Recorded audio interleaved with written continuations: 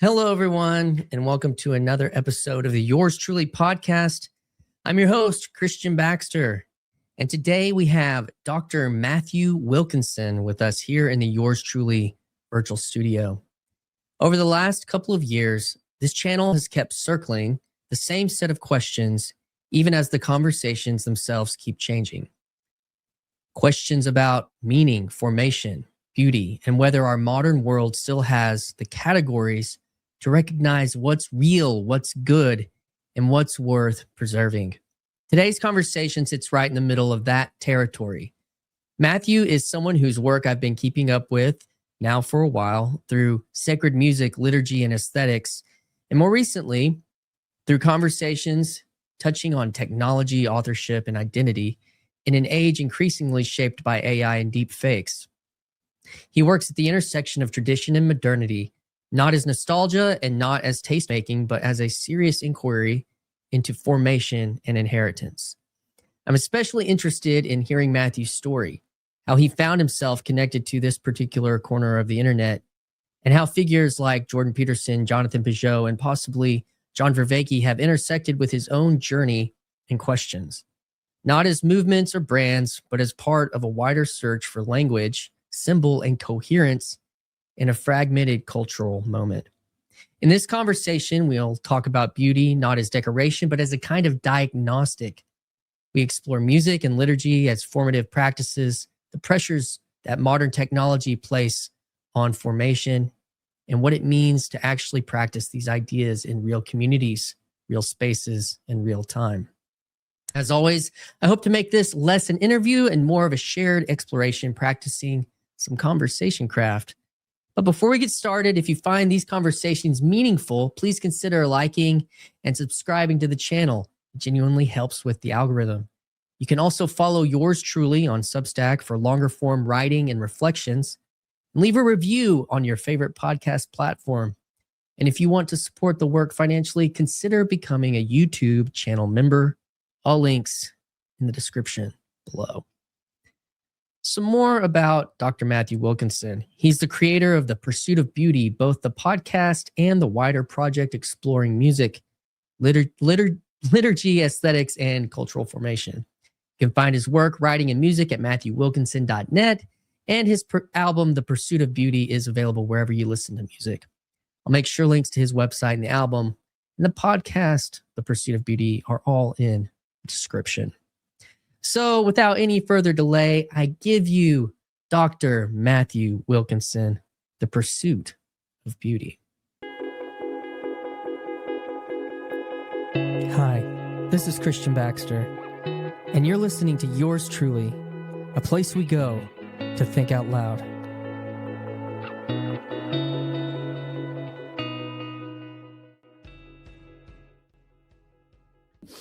Yeah, and feel free to delete anything in the end if I sound like an idiot. Of course. Well, on that note, Dr. Matthew Wilkinson, welcome to Yours Truly, a place we go to think out loud, practice some conversation craft today. We were kind of talking backstage, and I was kind of giving you a little frame of reference from where I come from into the corner of the internet. Also, I used to do like full-time, be like modern worship leader in your standard Big Eva church. And so that's also kind of what kind of was really interesting, hearing you kind of come into a conversation with like Jonathan Peugeot and kind of downstream from the Peterson phenomenon and culture, and coming, and you're in a really traditional setting, Anglican church and organist, professional organist. And what's the title at your church? What do you director? Are you music director? What's the director of music, I think, is what it's official, although at certain times it's been publicized as organist choir master. I was wondering if that really fancy name choir master came into play. Yeah. I like that. So to get started, I wanted to just ask you, as much and as far as you want to talk about just your story, what makes a Dr. Matthew Wilkinson, and kind of how you got, what formed you, your house, your home, education, life, even then into calling, and then, you know, just the story. What is your story to get to kind of start having conversations on the internet and on your podcast, The Pursuit of Beauty? Sure. Yeah. Well, and don't feel like you have to call me doctor. I don't. The doctor, It's just the fun. doctor thing is there because I did a doctorate, and I have doubts that I'm ever going to be in academia. So I don't really know what I did the doctorate for. It just kind of happened, you know? And I'm like, well, at least it'll give me a little credibility on YouTube, I guess. Yeah. You know, whenever you're writing those podcast invitations from doctor. Yeah, I guess it's both silly, but like, what else am I going to use it for? I mean, it's like, you know, like 4 years of my life. I mean, that's right. I'll try to use it for something. No, I grew up Pentecostal and kind of Pentecostal non-denom.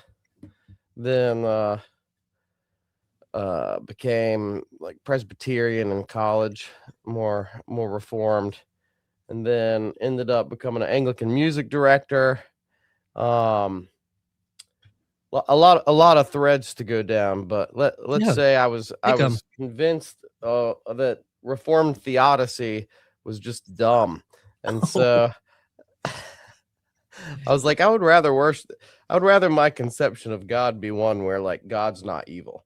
And so then I was like, okay, well, I get Sorry, I do go to a church that says I help with the music at a church that says Presbyterian across under the name, so it's okay. I'm you can delete this part if you want.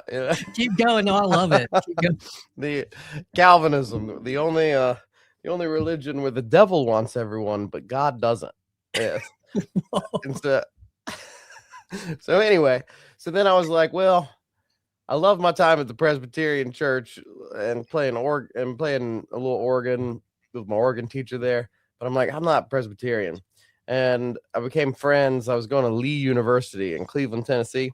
Been there. And there was a guy who was a big record producer who I became friends with, who I accompanied all of his conducting lessons because I did a ton of accompanying. His name was Eric Wise. You may know the song "Wonderful Merciful Savior." That's him and his wife, the Dawn Rogers. That's their song. And so anyway, he got a job in Charleston. I came as the assistant director of music, or assistant organist. Ended up becoming the director of music. Eventually I went to Germany to do a master's, and then to Texas to do a doctorate, all in music as well. But while I was here, I was confirmed as Anglican, and I thought, well, Anglican's kind of a good middle ground where you can still kind of explore what you think and not have to, I don't know, sign on to the Helvetic Confession or the Heidelberg Catechism, you know. And I made a lot of good Orthodox friends while I was here. One of my best friends, Hamilton, I introduced him to the Orthodox Church, and he ended up converting and becoming Eastern Orthodox. And there's a remarkably beautiful Orthodox church in Charleston, Holy Ascension. And so I made a lot of friends, visited there a bunch. Maybe I would have converted. I don't know. I'm pretty Western. This is a, you know, I'm not Eastern, and they'll say, well, we're not Eastern, we're Western. The conversation for another day. I make my living playing the organ, and they don't do that. So this is, you know, the big rub lies, and I've got to feed my family. So, that's really interesting. But that's really interesting related to, you know, the story of kind of the church. You know, I mean, that the organ sits right in the middle of a you know, just the big shift in liturgical practice, you know, namely with what Bach did. And you said you went and studied in Germany. I'm assuming that was related. Were you Lutheran for a little while when you were in Germany? I was nothing when I was in Germany. I went to the Catholic cathedral and just didn't take communion. So, because I'm like, well, at least I'll work on my German, and it's a beautiful space that I can sit in for a couple hours while I'm here. And so how'd you make I mean, if you grew up, you said Pentecostal, you went to Lee University, which is kind of in the charismatic stream of Christianity. It's Church of God. Yeah. Yeah. So that was your family background. Obviously, if you were in that state of affairs. I mean, even though you were, I guess, how'd you get into traditional music? Because you said even at Lee, you were doing the traditional thing, but you were raised Pentecostal. Those two things are a little bit kind of interesting connection there. Yeah, that's difficult. I mean, growing up sort of evangelical, it's like, well, what do you do with music? Well, you can play your 5 chords and then don't do anything fancy, because then that might distract. It doesn't glorify God, it just glorifies yourself. And it might distract someone from the words. And those 8 words that you're singing are really important. You know? So keep going. So what are you gonna do? You know? Where did that critique start to really sneak in though? Like, if when you were a young man? So the organ thing really came because my wife and I, we got married in college. We got married at 19. We got married pretty early, between our sophomore and junior years, and I wanted to pick out all the organ music. And so I started listening to, like, I don't know, 10, 20 hours worth of organ music. And then I thought, because I was all piano at the time, my undergrad is in piano, but it's kind of difficult too with the piano, because you're like, well, how do you integrate this into Christianity? Like, I want my music to glorify God more than just in like an abstract sense. And so, but most of the repertoire for the piano is secular. I mean, almost all of it is secular, and great repertoire. Not that transcendent beauty as such doesn't glorify God, because I think it does, but I was trying to work that out, and then started looking at organ music and realized, wow, like the majority of this music was written specifically for a liturgical function. I mean, some of it not, but even some of the stuff that's not, you could still do liturgically. Like, it's appropriate for church, and people consider it such. And you're using not just your hands, but your whole body to glorify God. And also, there's not a ton of organists, and how are you gonna make money as a musician, playing the piano?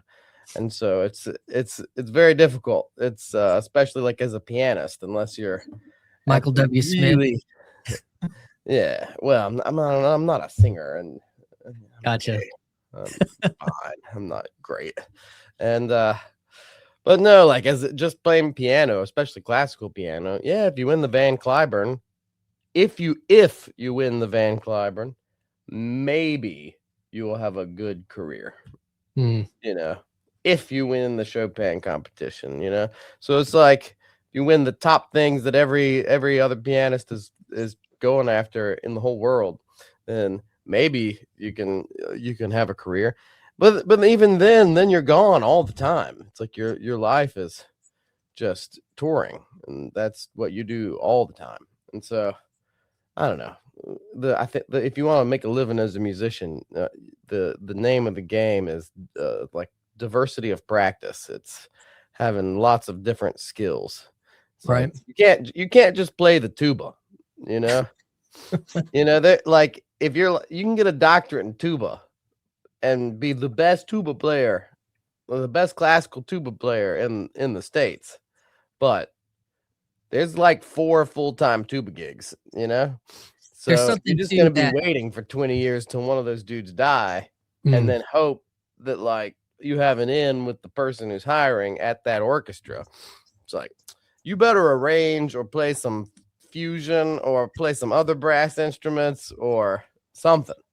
Yeah, there's something too related to like organ, piano, and was it Chris Hoyt you had the conversation with recently about kind of contemporary and that kind of thing, but talking about, and y'all talked about guitar, which is, you talked about the 4 chords and the eight lyrics guy. That was you can make a living doing that on the flip side of things. But the thing about playing the instrument that works well with accompaniment, and that also has like a vested interest in like the architecture of a, building, is also an important, like, we better use this thing.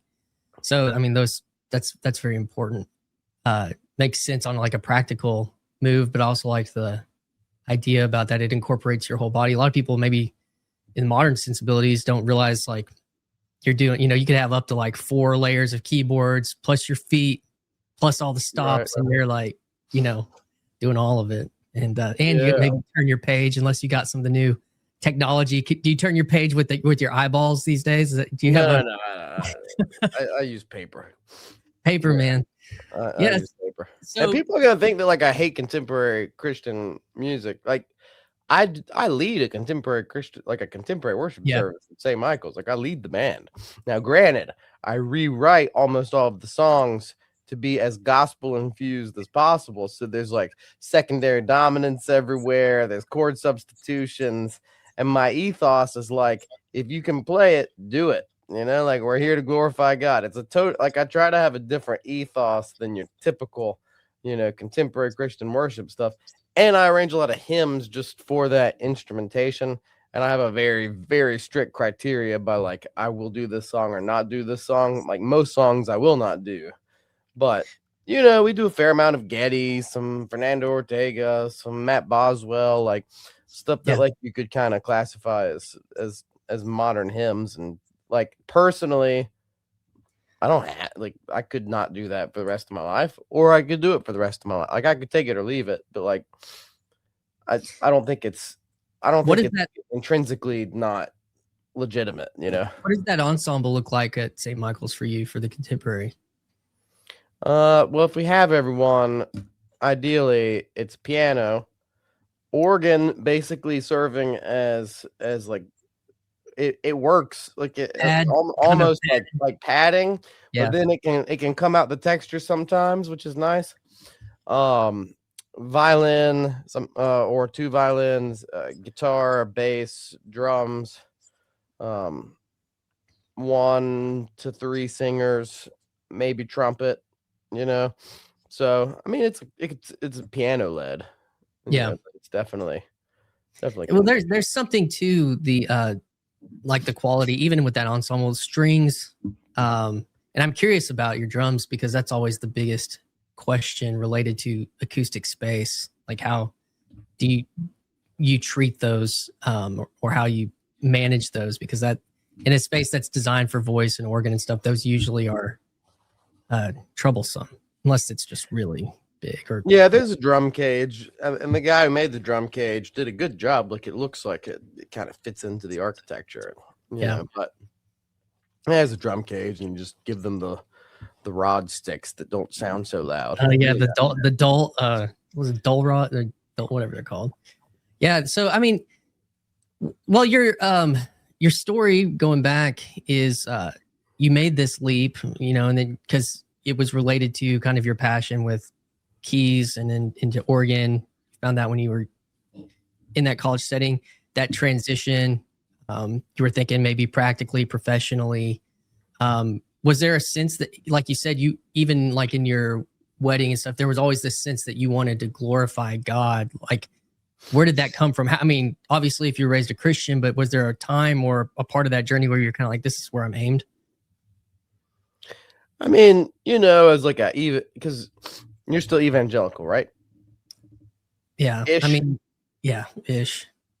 Yeah. I'm aimed at not being evangelical, but that's just always going to be part of me. So that's kind of the way I see it.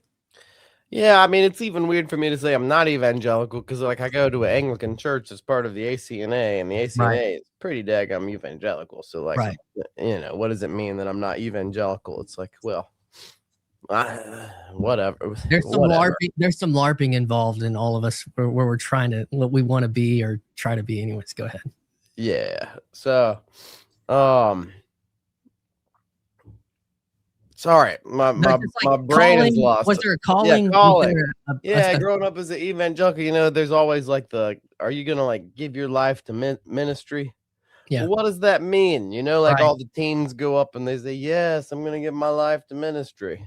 It's like, so I probably did that like half a dozen times, you know, and it didn't not mean anything. Like I really do like want to do ministry, want to glorify God, and I am. I mean, I'm doing music ministry, you know, so I don't think it's illegitimate. Yeah. There's something about that process Do what? that there maybe is there something about that process that's disconcerting looking back on? You feel like in evangelical, or if you were in Pentecostal, like just how intense those kind of like, I don't know, offers and trying to get people to be ministered. Like, I don't know, is that the kind of disconcerting thing with that culture? Yeah, it's part of that. And it's like, let's manipulate your emotions so that you'll say something. But it's like that you didn't really count the cost. You just had your like emotions manipulated. That doesn't mean that's not what I want to do, or that like your emotions being super manipulated can't actually then propel within you like a whole thought process, because that totally happens, you know. But then for some people, they were just like, I was in the moment, you know. I don't think I was just in the moment, but for other people, it's a thing that happens, you know. And then there's also this weird like thing that I have a distaste for, like the spiritual. Like if someone asks, like, would you give your life for Christ? Like I don't think the answer that people should get. I can't imagine a monk even normatively saying yes. I think like a monk in their humility. I mean, maybe they would. I don't know, because monks are monks. Whatever a monk wants to say is fine. But I feel like someone with like a monastic sensibility would say, that's my desire, or I would hope so, or you know, like I feel like the Christian response is like, you should be humble about this. Like, you know, Peter said, I will die for you. And then that very night he denies him 3 times.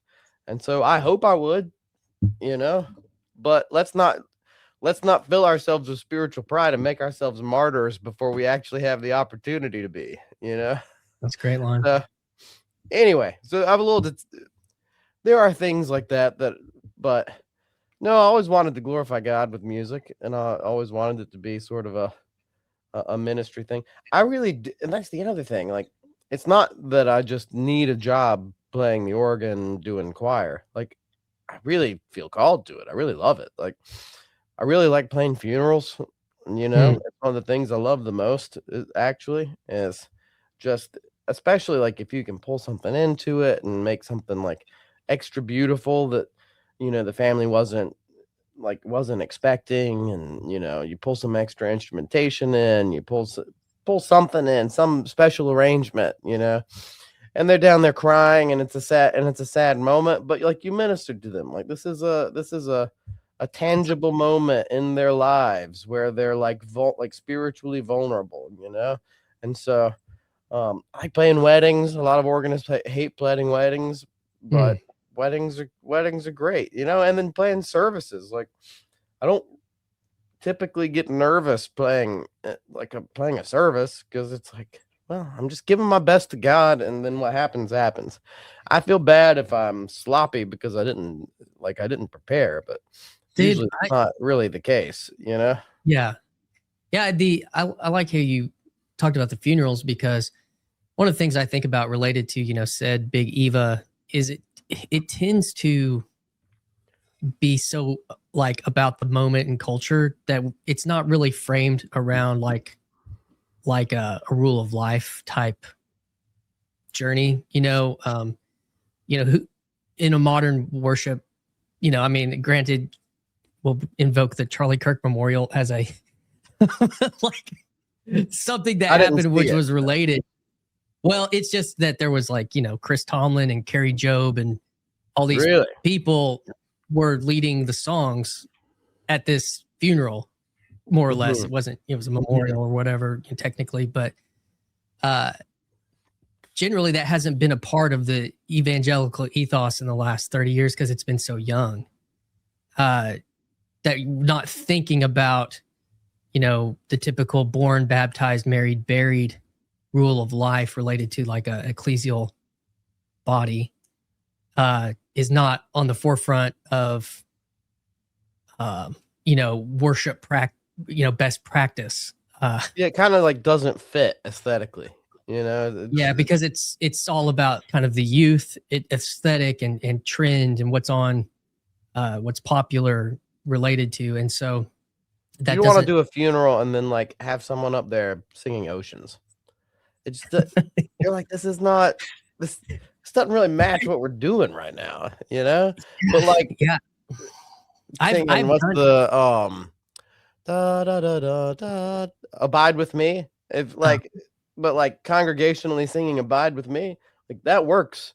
That fits the aesthetic, you know? Right. And that, I mean, but I just think that there's you know, when you bring that out as something that you find joy in, and that's like in a sense, it's like you know, when people say gifting, like that does feel like you're offering a gift to somebody, like the way you were describing that. Like I can give them something with this, you know, sad time. But yeah, that's just one of the critiques, I think, is that kind of Christian rule of life type thing related to the big Eva ethos. But and so that's why it was interesting. I thought you mentioned that. But so, you know, you move, I guess, when you made this transition from Presbyterianism, and when you say Presbyterian, it wasn't a Baptist Reformed, it was a Presbyterian church with an organ. Is that what you were at? EPC. EPC. Okay. So boys and girls, whichever one you want to church decides. I mean, they're pretty conservative. Generally. There's nothing theologically liberal about or progressive about that. I mean, we're talking like Signal Mountain, Tennessee. You know what I mean? Like, where like the Episcopal Church is only going to be so progressive because it's Middle Tennessee. I mean, or Eastern Tennessee rather. You know, right? Like you live in an area. That's where you were raised, was Eastern Tennessee, and you said you went to Lee, which is North Carolina. I was actually raised in North Carolina, as my wife was as well. Like Burlington, North Carolina. All right, but I mean, East Tennessee and North Carolina, just either side of the Appalachia, right there. That's kind of the sister Bible Belt and all that. Yeah, I'm from Arkansas, so we're on the little baby Ozarks over here. But okay, but I've been here most of my life. So you did Lee, and then you said you moved to, I guess, close to where you're at right now, which is South Carolina, and been in this area. You followed one of the professors up there. So is that where you made the leap to Anglicanism? Is what you said? You were confirmed. Well, he wasn't a professor. He was actually doing his master's over as an adult over the course of 7 years. But I was his assistant organist, and then he quit. I became the interim, then I became the director. I stayed for another 4 or 5 years, and then went abroad. Eventually, I actually came back to the same church. You know. So you took over his position. Is that where he was at? That's really cool. That kind of continuity. It's a cool church. It's the 1751 is when it was built. So before the founding of the U.S. and there's 2 signers of the Declaration in the graveyard, John Rutledge and Charles Pinckney. George Washington came and visited. Robert E. Lee came and visited. You know, it's a big historic, and you know, it's a very interesting church. And architecturally, it's like the paragon of like Georgian colonial architecture. You know, it's a not a great acoustic, but a very interesting architecturally. You know? What makes it not great acoustic? It's just a super dry acoustic in the balcony. Really? So yeah, there's no reverb at all. And how come?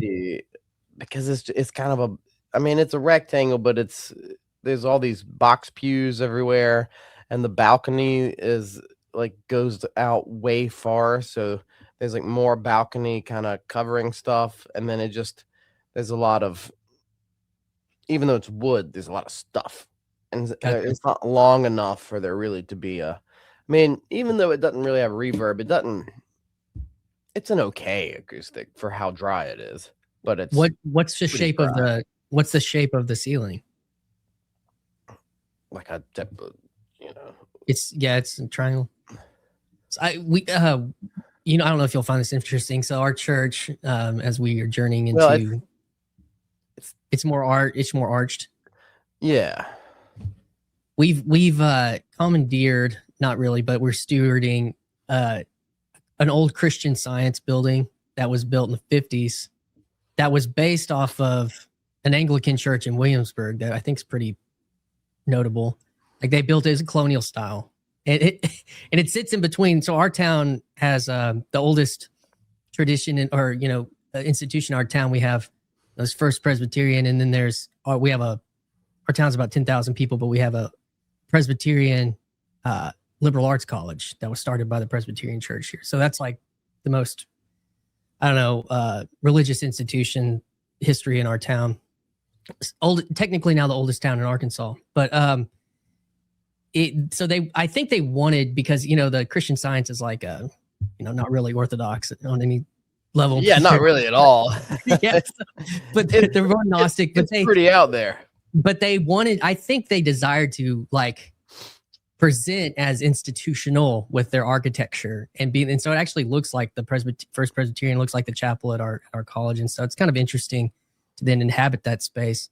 But they also had an organ built in the 60s.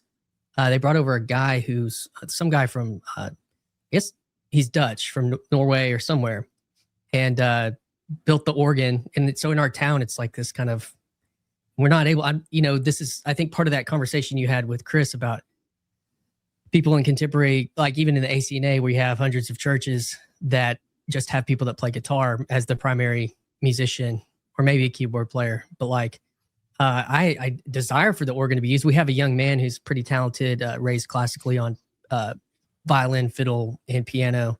And I had him play a few hymns. He couldn't use his feet, but I had him play a few carols during our Christmas Eve service on the organ, just to try to get the, So that's kind of a prayer thing that somebody. Why don't you play it? Because I can play 4 chords. Like that's like I can play power chords on the. Like I got a minor in music in my undergrad, church music, and so I know the scales, and I can kind of power chord in about 4 keys, and that's about So, and it's up there, like you can't even see. There's not even a rear view mirror, right? Like you can't. It's in the back. I had a picture I wanted to show you. Let's see. It looks like one of the ones on the beginning of your podcast, actually. Oh yeah. There's a nice little rook positive. Yeah, it's got some cupids up there or something. So, anyways, yeah, there's one on your intro to your podcast that looks like that. But anyways, enough about me on that. I feel like someone's gonna call me out about the ceiling of the church. The ceiling is neither this, not that this matters, but someone's gonna be like, "Dude, you're an idiot. Why did you miss?" It's like a flat ceiling, but the edges are kind of curved. Right? Yeah. But then on the outside, it's like a typical triangular. No one cares, but I care that someone's not gonna just from my church is gonna be like, "You're an idiot. Why did you?" Someone from your church finds this, that y'all be really impressed if the algo beats it up. But so you're getting the Anglicanism, and I guess that what time period are we in? How old are you? Anglicanism is like right after college, so I'm like 22. So this is like 12 years ago. Okay, so where does I heard on that podcast, I guess it was with Jonathan that you did, and Andrew, you said you came to some church like 8 years ago that Jonathan was speaking at, and you like stood up and like, I don't know how did you know who he was? Like what was going on in your life that made you know who Jonathan Peugeot was about 8 years ago? Well, it was a Holy Ascension. So Holy Ascension, the Orthodox church that I've visited quite a bit and have friends with, and, and whatnot. And I was sort of on their email list too. And so when Father John sent out this email saying, "Hey, Jonathan, the icon carver is coming down for a month to work on this thing." This is actually sort of the second time we meet. The first time he came, Hamilton called me and said, "Hey, Jonathan Peugeot's at my church. You should come to Vespers." And so I went to Vespers, and I was like, "Hey, it's Jonathan Peugeot." And we got to talking about David Bentley Hart and all kinds of nonsense, and it was fun. And then there was an email saying, "Hey, he's going to come in town to work on this gravestone that was commissioned by Andrew. He's going to carve this gravestone. And so can anyone house him?" And my wife is very industrious, and she had just built onto our house. So now we had like a master suite where the garage used to be, which means that we had 3 bedrooms and a bathroom that were just totally not being used. They were just sort of extra. We were thinking about maybe Airbnb-ing it at the time. And so I said, "We have a space." And so he came and stayed with us for a month with his family. Wow. Marty and the kids, and it was great. It was a lot of fun. And so, and then it also kind of worked out because I had a covered porch for him to bring the gravestone and work on the gravestone like in the carport. And so go out and hang out with him. Aware of him? Like, were you aware of him before that? Do what?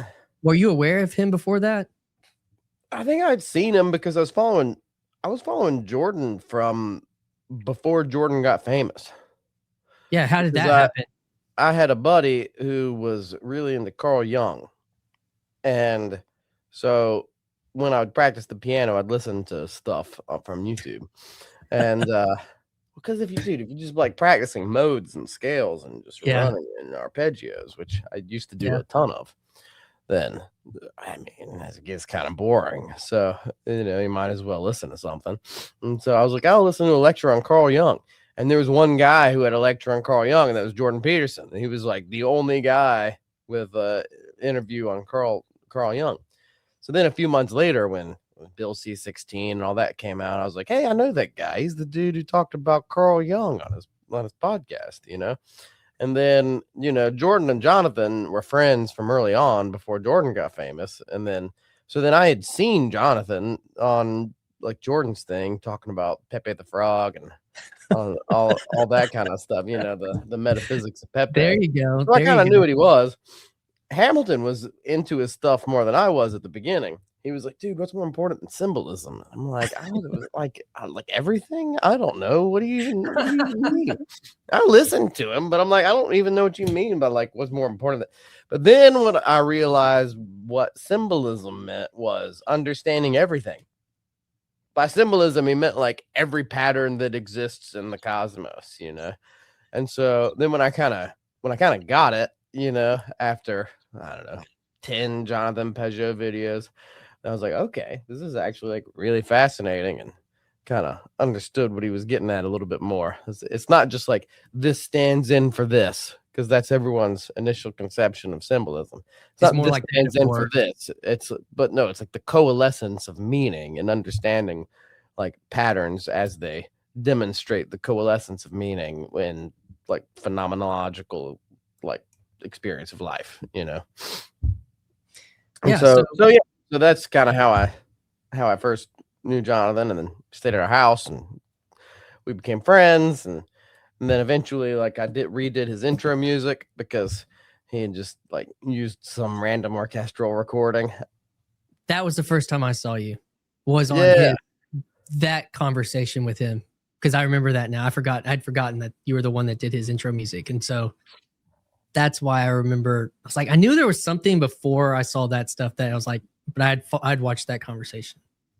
Yeah, I didn't follow. Go ahead. So that was fun. That was cool. Sorry, what? No, what was fascinating you about Carl Jung that just enough to give your attention to it? It was like, what was kind of fascinating you about that? Oh, not really anything other than my buddy, I thought was like just off the deep end and super into the occult and all this weird stuff, and he wouldn't shut up about Carl Jung, and I was like, well, I should probably like know who the heck he's talking about. You know what I mean? Like, I wasn't really like super into Carl Jung.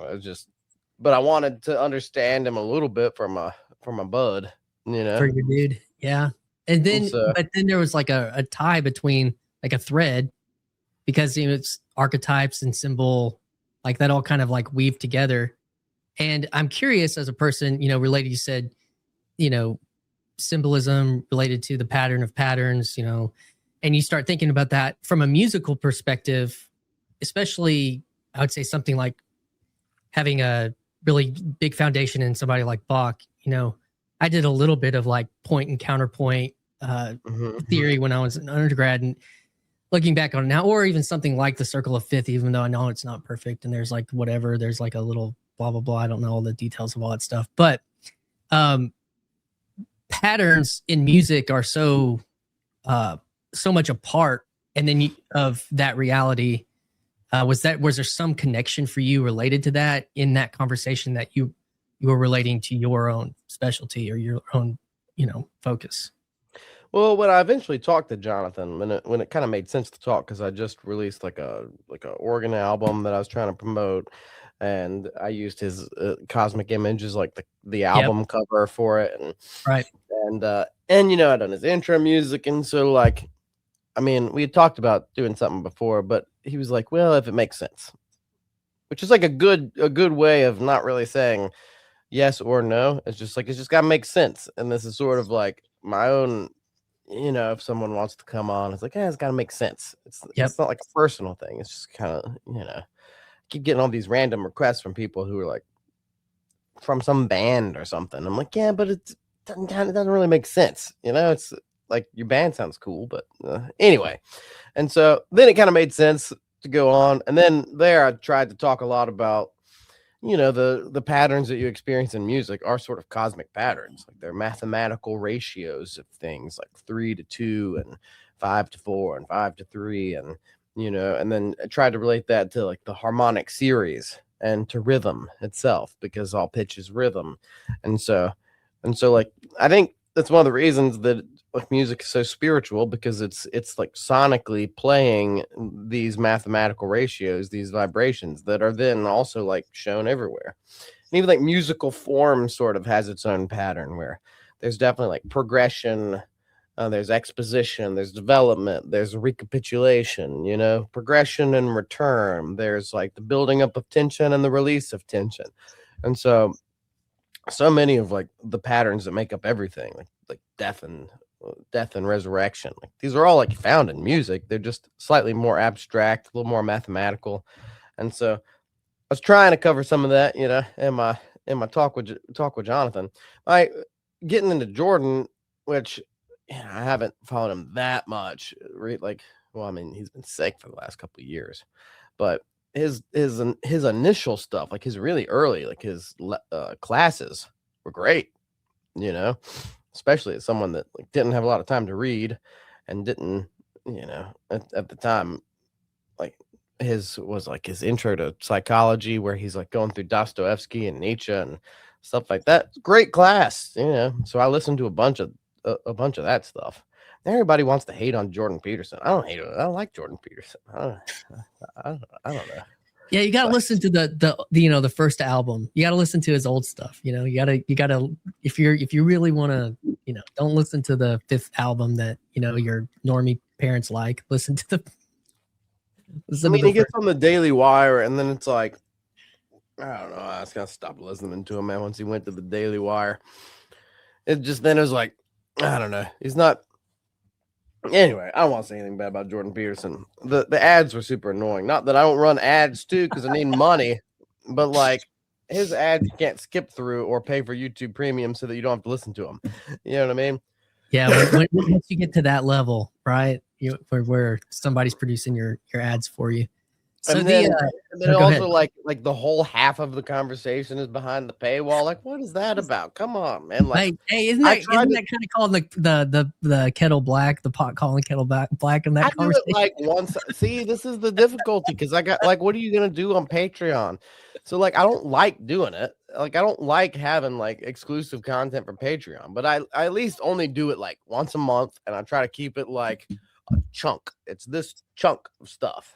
And that is a difficult thing to try to come up with. What am I going to put behind the paywall? Because I want all this stuff to be out there. You know? What do you give to, you know, what's exclusive? I mean, it's an interesting conversation about how all this conversation and information and is that you say you want to like be benevolent with, but you know, at the same time, like you said, like, am I going out and starting this with the intention to make money? And if that, you know, income, family, all that other stuff, you know, does that authentize, you know, whatever what you're doing, you know? And I think it's great. I mean, I think there's like multiple ways of doing it. And on Patreon, it's like, if the conversation goes political, I'm like, I'll put that on Patreon. That way, I mean, usually it's interesting what we're talking about, but I also don't want to have a political channel. Like, I have political beliefs, you know, that they don't neatly line. I'll just say this: they don't neatly line up, you know, on one side, but they're pretty heavily on one side versus the other, you know.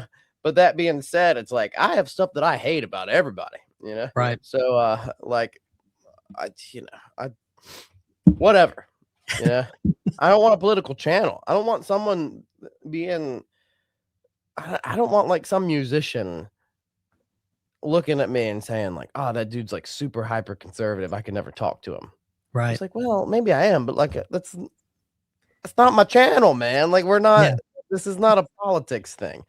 And I don't want to be in political, even in the realm of like orthodox polemics, you know. Like there are things that like I like theological issues that I want to explore, and some stuff that like I raise my eyebrow at, like, and I'm interested in, you know. It's like polemism, not polemism.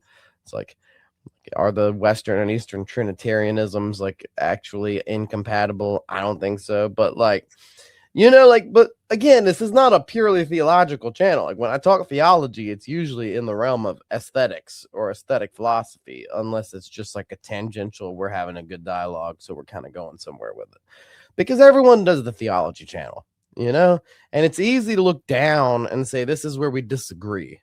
And it's like, but I really don't care, like, about the difference. I mean, no offense to like Coptics and Ethiopians, like I just don't care about like miaphysitism, you know, or like or the Council of Chalcedon, to be honest. Like maybe I should, maybe this is a salvific for me or something. I don't know, but I don't really care. It's like, y'all say he's God and man, right? Yes. And y'all say he's God and man, right? Yes. And it was like, okay, so you just disagree on like what word you're using, like two natures, one. Let's talk about your music. Your music is way more fascinating. It goes back to the time of the pharaohs or the Ethiopians. You got this dancing stuff and this poetry tradition, like, and then people, I hope, because it's not polemical, it's not political, it's not polemical, then they can learn from each other, you know, and kind of expand like their understanding of the Orthodox world. Even if you were just going Chalcedonian, purely Chalcedonian, if you're just like in an OCA church, you probably don't know about Carpatho-Rusin music, you know, unless you're like in a Carpatho-Rusin part of the OCA. But like in a, you know, a random church, you may not know that like all the Carpatho-Rusins, they do stuff congregationally. It's congregational Orthodox chant, and they're all singing and like basically improvising their harmony. Or like the Georgians, like, yeah, it's like three dudes, but it's all polyphonic. And this like polyphony is super, super ancient, maybe even like as ancient as Parisian organum, you know? So That's when like, I was it's beautiful, and we can look at it and we can learn from each other and we can keep going. And I don't have to get bogged down in a bunch of stupidity. It's, you know, I was at before I went over to ARC, I went to Christ and Culture conference that my friend Marcus from the channel More Christ was putting on. It had Kings North and Martin Shaw and Paul Vanderklay were speaking at it. And that weekend, I followed them over to Paul's church, Paul Kings North Church, and it's Romanian Orthodox, and they're in Galway, Ireland. And Martin Shaw, afterwards, he was talking to Paul Vanderklay. I was just standing there listening, and he said, you know, he goes to a Russian Orthodox church, and he said that, yeah, one of the differences is that, I can't remember which one it is, but the women do the choir, and maybe in the Romanian, the men do the choir.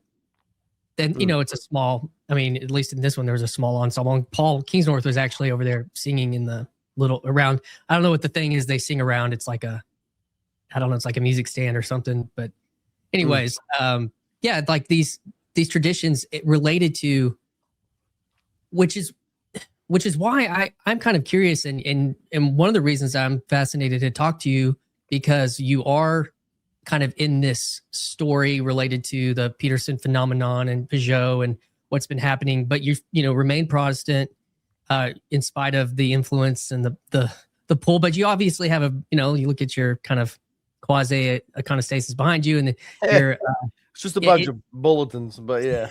Well, that's cool though. But the Paul Vanderklay talks about metagelicalism, and in a sense, what you're doing, you know, he says that evangelicalism is really more of a marketplace of ideas more than it is some theological framework in a lot of ways. And like the conversation that you've had and you're having on your channel, The Pursuit of Beauty, your podcast, and like this one and others, you know, and this kind of that are related to this kind of phenomenon that happened online. I say something like the digital ate the walls of the church, and then we're all looking at each other.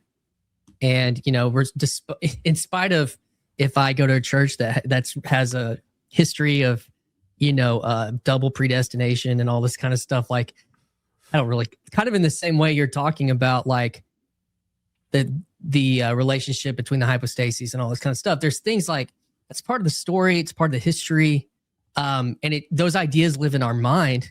But what we do when we get together, you know, is different than some of our ideas about theology. And that's what I think where it's an interesting conversation, because I don't know if you would, you're kind of you're a liturgical practitioner. And that is, that's a different conversation and a different experience than, like, I like these ideas, and so I'm going to go to this place.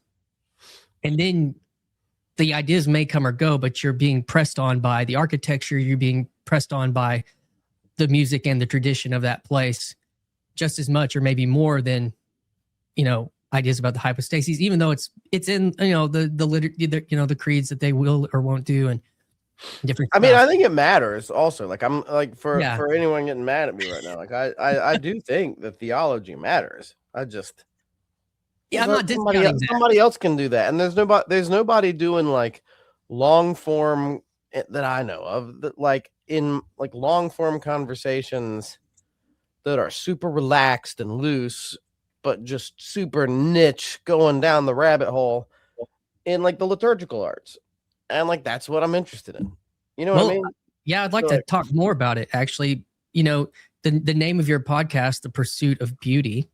Mm-hmm. You already mentioned David Bentley Hart, you know, was part of that formation related to leading up to you talking to, you know, Peugeot, and he's doing carving in your carport, and you're friends with an architect. That's, you know, like it's a very alive conversation for you related to such things. Like, I'm interested if you could like define that a little bit, and then how you see that you actually implement your ideas related to beauty and what you do. Sure. Well, so like the pursuit of beauty, right? I like it because it's like to pursue something is like to hunt it, you know, and it's like you're looking for it, and you're also chasing it, you know. But I mean, beauty is a beauty with a capital B. So like beauty is one of, like, you know, the Dionysian names of God. I don't know if you've read like Dionysius the Areopagite. He has this book called On the Names of God. He's often referred to as pseudo Dionysius, which is super dumb, because it's like, yeah, you're gonna call the Pentateuch pseudo Moses, like, you know what I mean, or like Hebrews pseudo Paul, or, you know, Ecclesiastes pseudo Solomon. Yeah. Yeah, you know what I mean? It's okay, whatever. You're gonna call the Gospel of Nicodemus pseudo Nicodemus. It's like, you know, which is also great if you've ever read the Gospel of Nicodemus. But anyway, Dionysius the Areopagite, he's almost for sure like a student of Plotinus, if I remember correctly, because you can sort of like, I think he quotes either Plotinus or Porphyry at length, and so he's for sure like a Neoplatonist. Let me find. Do you edit this at the end?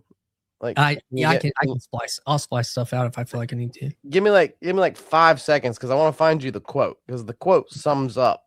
Go for it. Like exactly. Let's see. What would it? Let's see. What did I call it? Hierarchical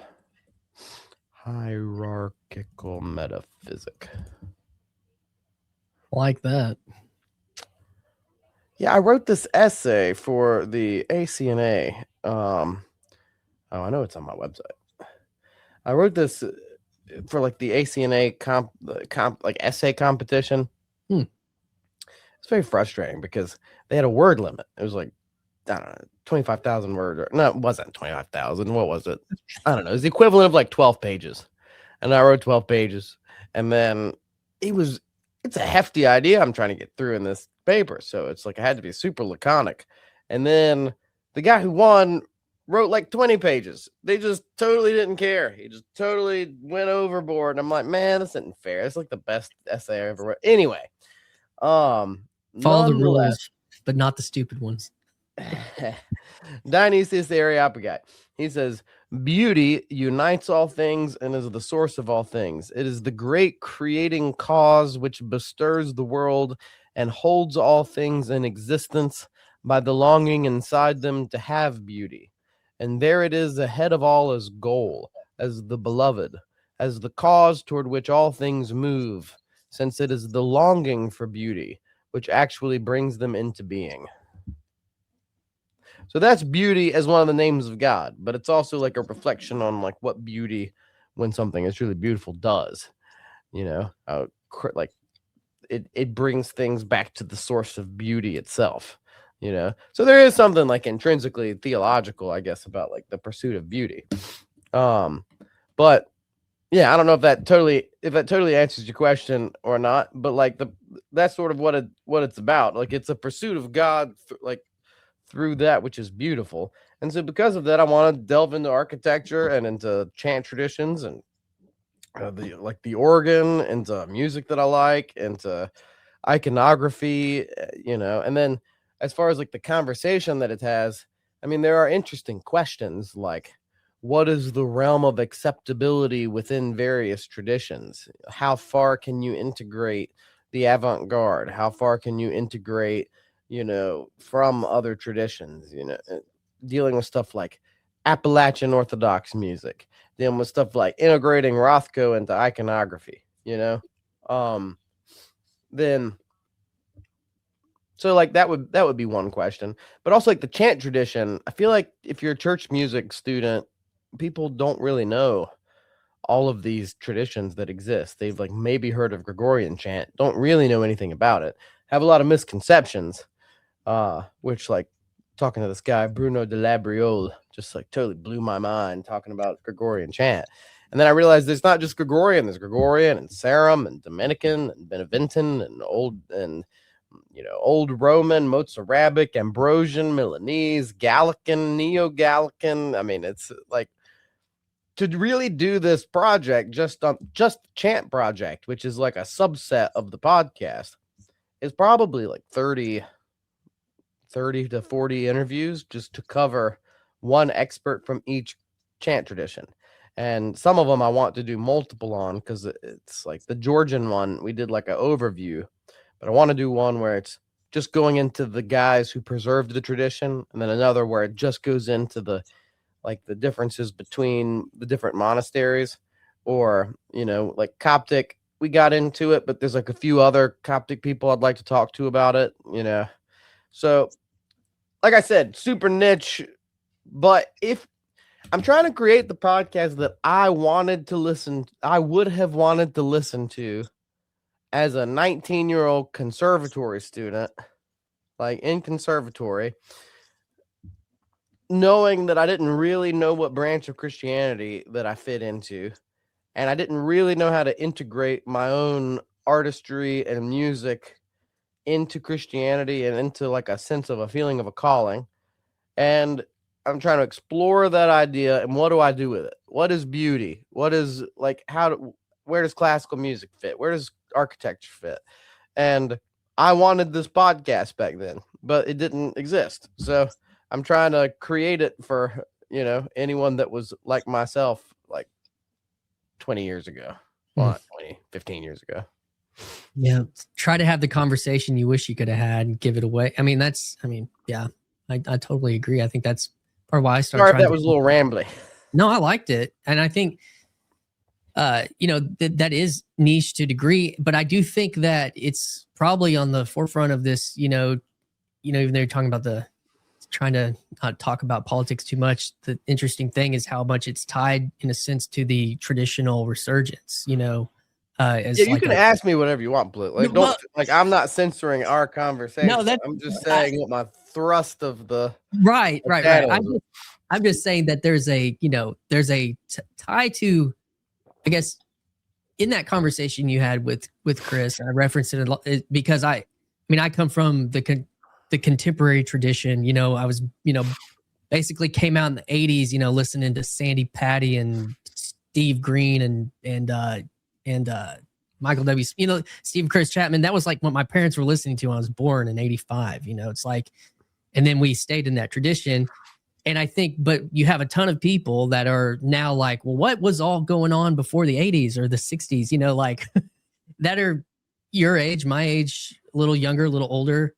And so, yeah, I think that it's a very important conversation, and people that have, say you're coming from kind of the, charismatic movement gives you a perspective, like you said, there's a part of you that'll always be there, but coming out of something, you have to be looking towards something, and, towards something like the highest, which would be like the higher, older traditions that then can inform when that's maybe slightly below that, to help elevate. That's how I look at it, as kind of a hierarchy.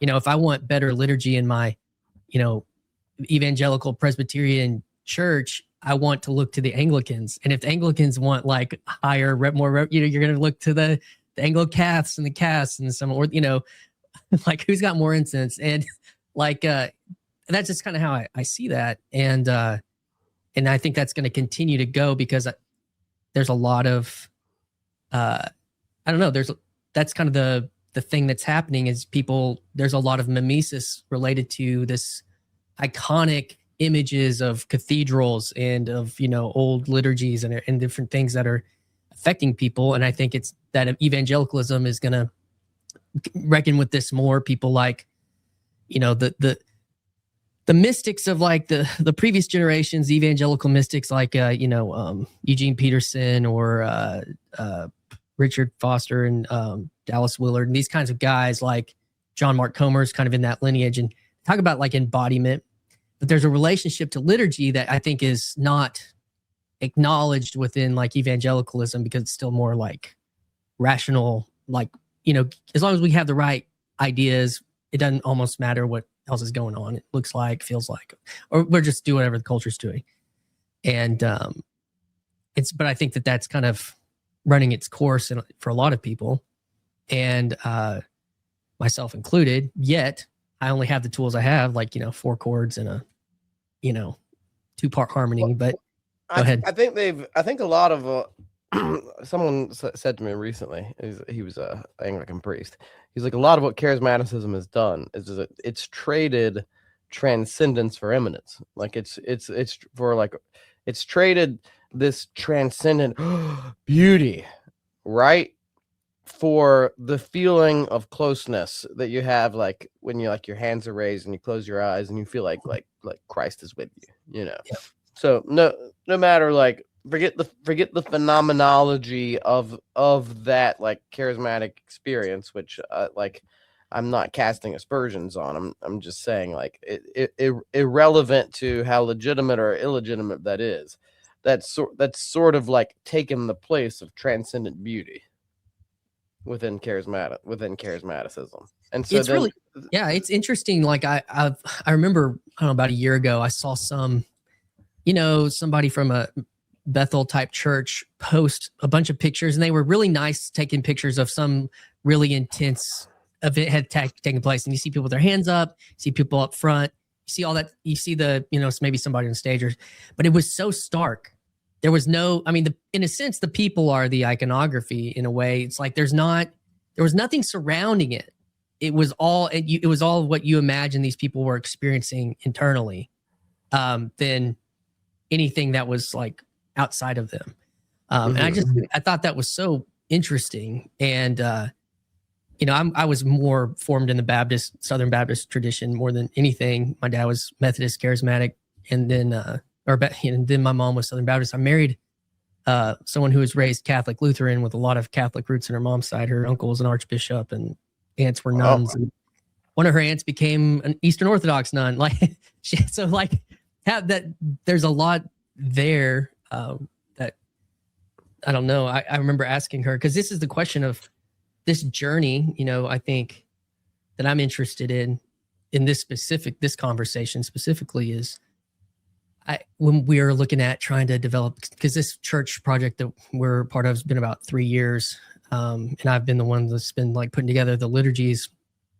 And you work there full time, right? Like, no, I'm 100% volunteer. I'm a registered nurse vocationally. I kind of had a falling out in ministry about 10 years ago and sat in the pews for about 6 years. So, but kind of, you know, there's a lot of that story on my channel. But as far as the asking her the question from like her Lutheran background, because we started dating in high school and she's like, you know, falls in love with this guy playing the Chris Tomlin stuff and in the early 2000s.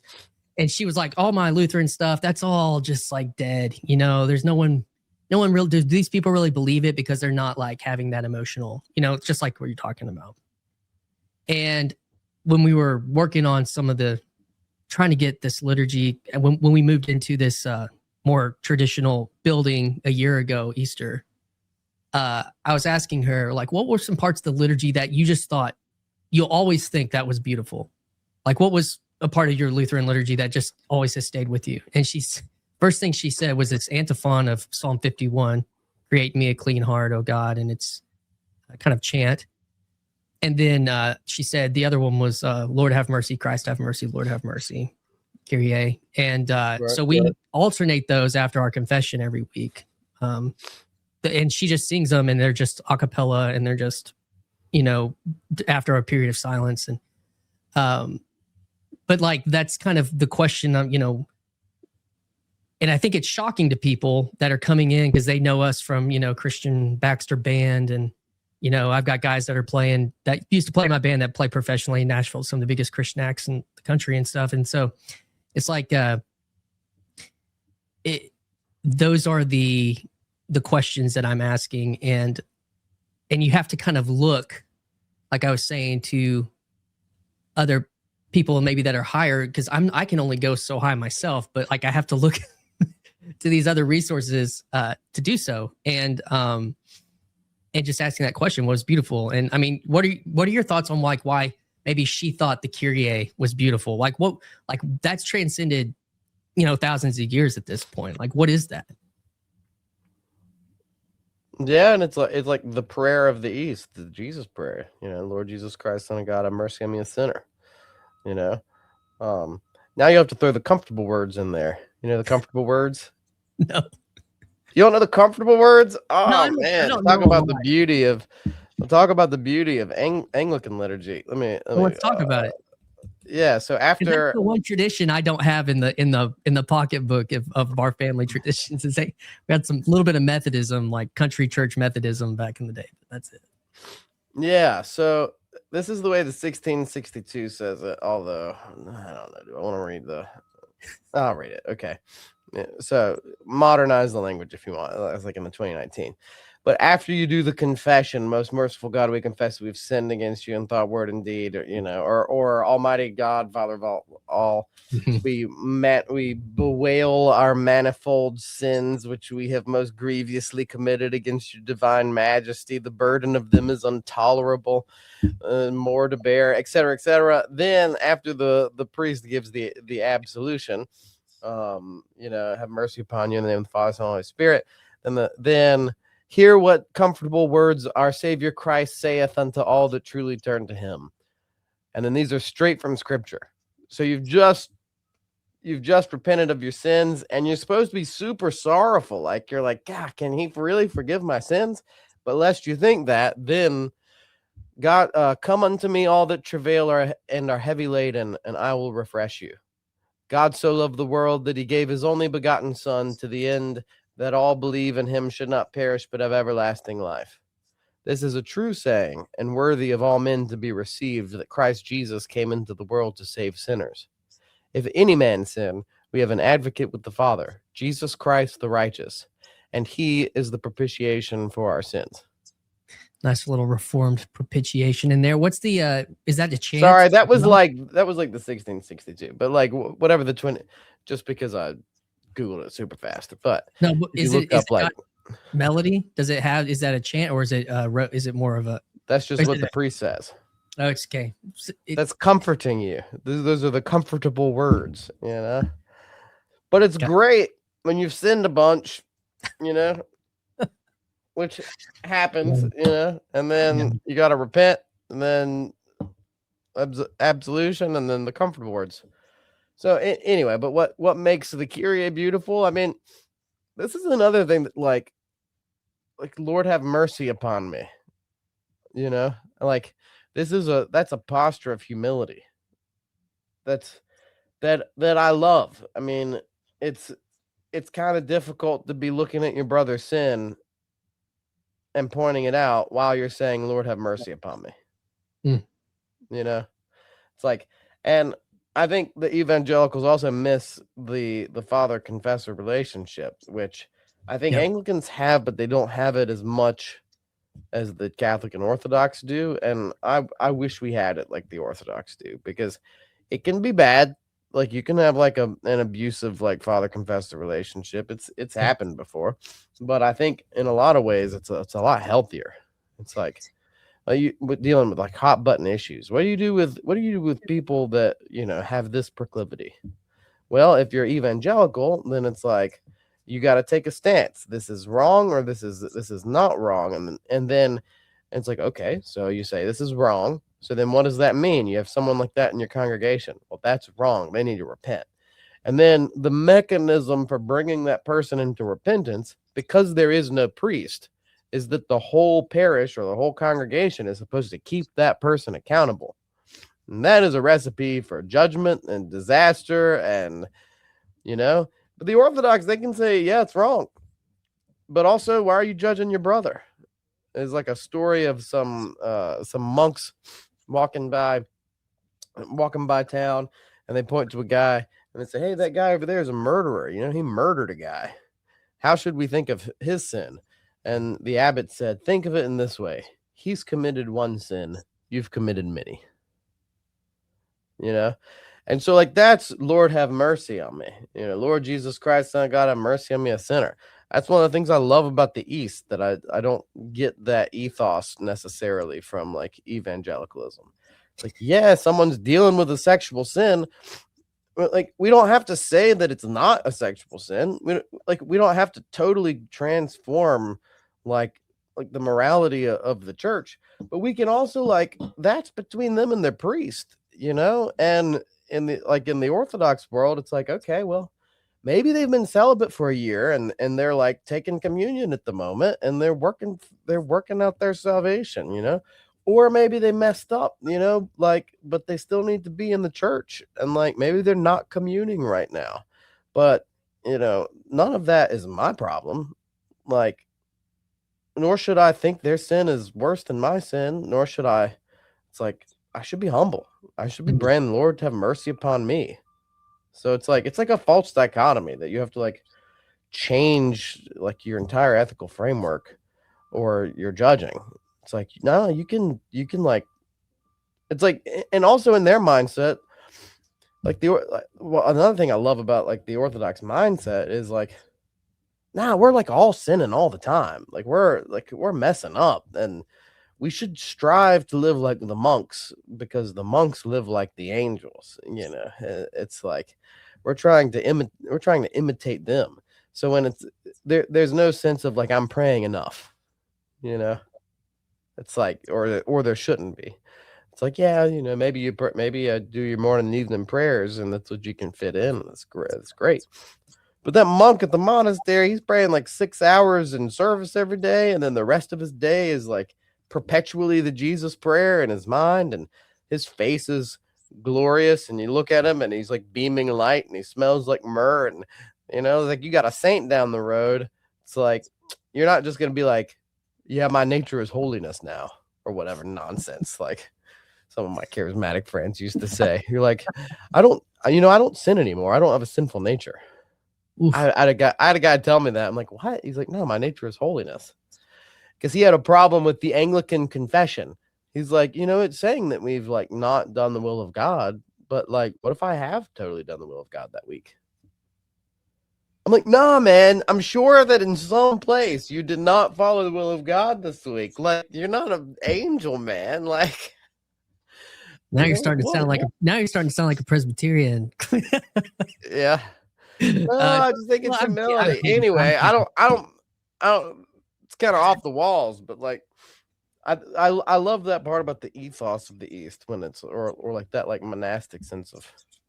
I definitely think there's a relationship to confession and truth and healing that, like you said, that is less present in the West and obviously like been bifurcated out of the church.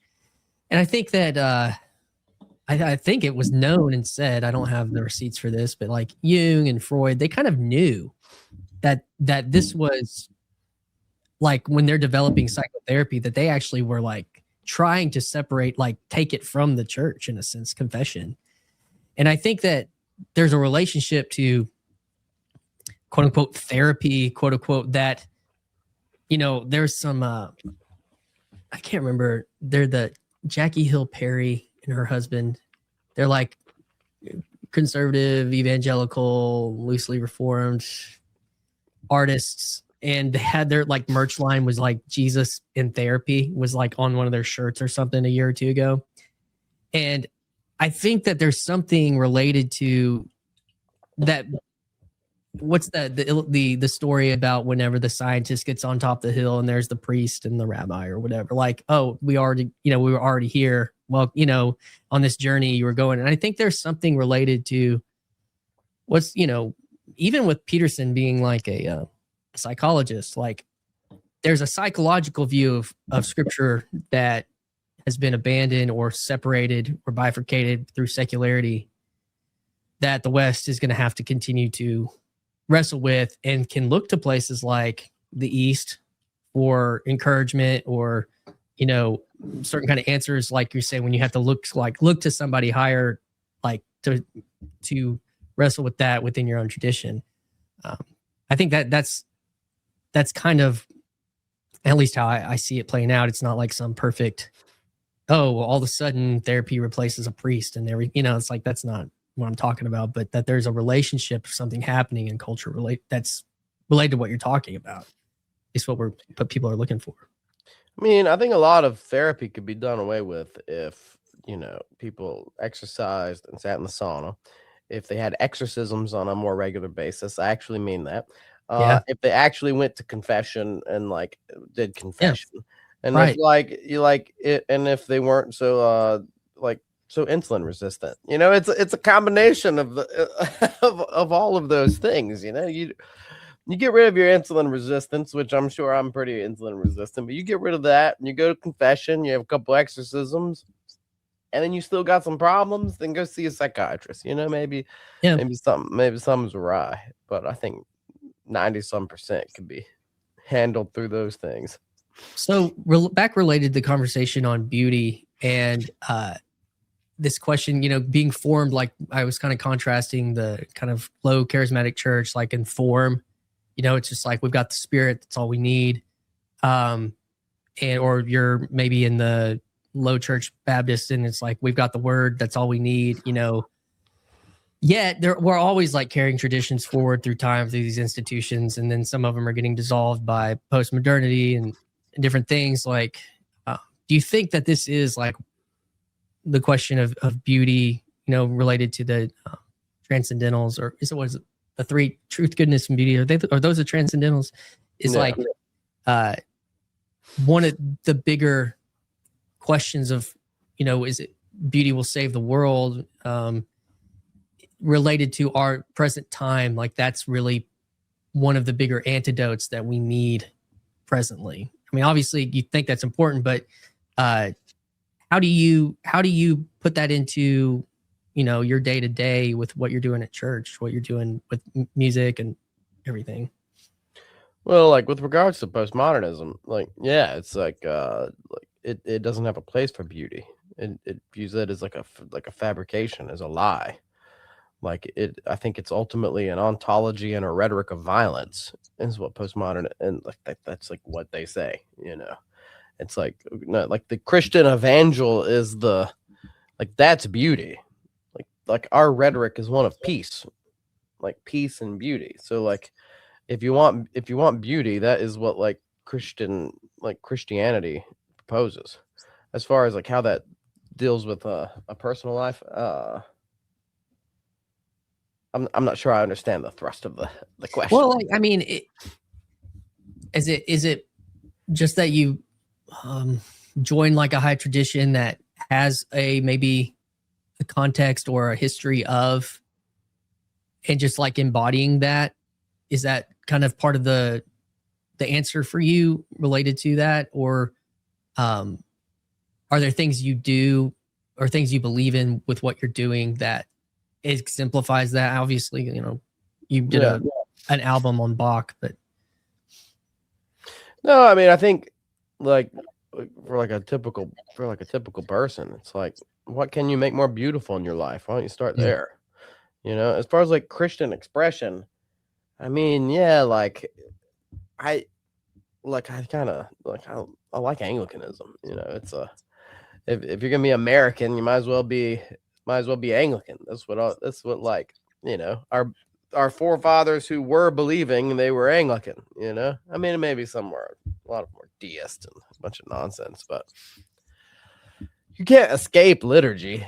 It's inevitable. It's just the charismatic liturgy is, well, let's all gather together with some coffee, and we'll take the coffee into the place that we're worshiping, and then we'll do a bunch of songs, and then those songs will lead into a sermon, and that sermon will lead back into another song or two, which will lead into an altar call, and then it's like somewhere the service ends. You mean like that's the charismatic liturgy? It's like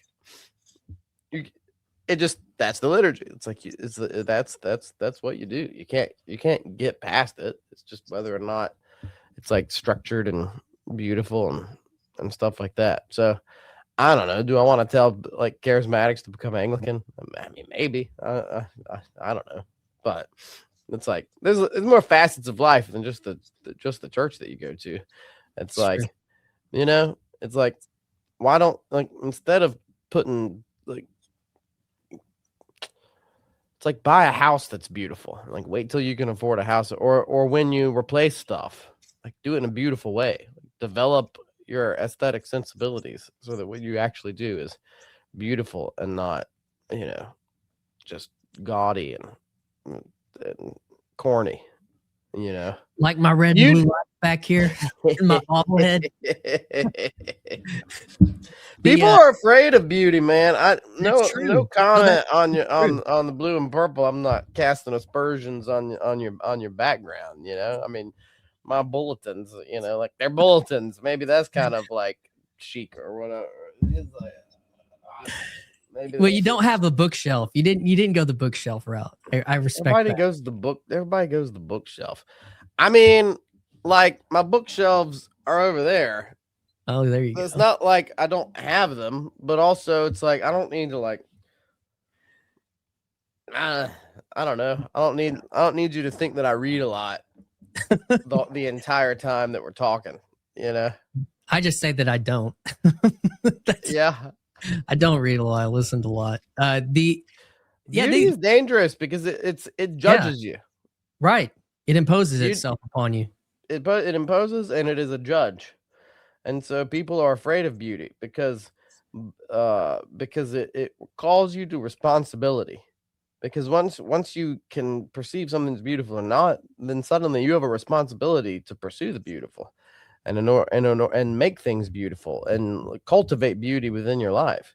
But banality abdicates that responsibility. And is that kind of like millennial gray, like the nothing kind of lowest common denominator? Even like the evangelical forms. When we came into this new this sanctuary, and it's got kind of like some spindled stairs that lead up to the dais. It's fairly simple compared to more ornate settings, but it has some, it's got like colonial big windows and wooden shutters and stuff. And I showed you the organ a little bit, but it was like, I think that it shocked many people, and like taking our simple liturgy, it's not that simple, but and putting it into that space completely changed the nature of what we were doing. And people felt that. And it was, I think it challenged a lot of sensibilities coming from a lot of people just kind of being in, kind of a standard, Big Eva 300 to 500 person church or something. And it does call something out of you. And it's not arbitrary. It's not relate. What am I trying to say? There's a conversation, kind of the postmodern conversation related to, well, it's just preference or style. We just have a different preference. We just have a different style. Like that is, I don't think that's true. I think that,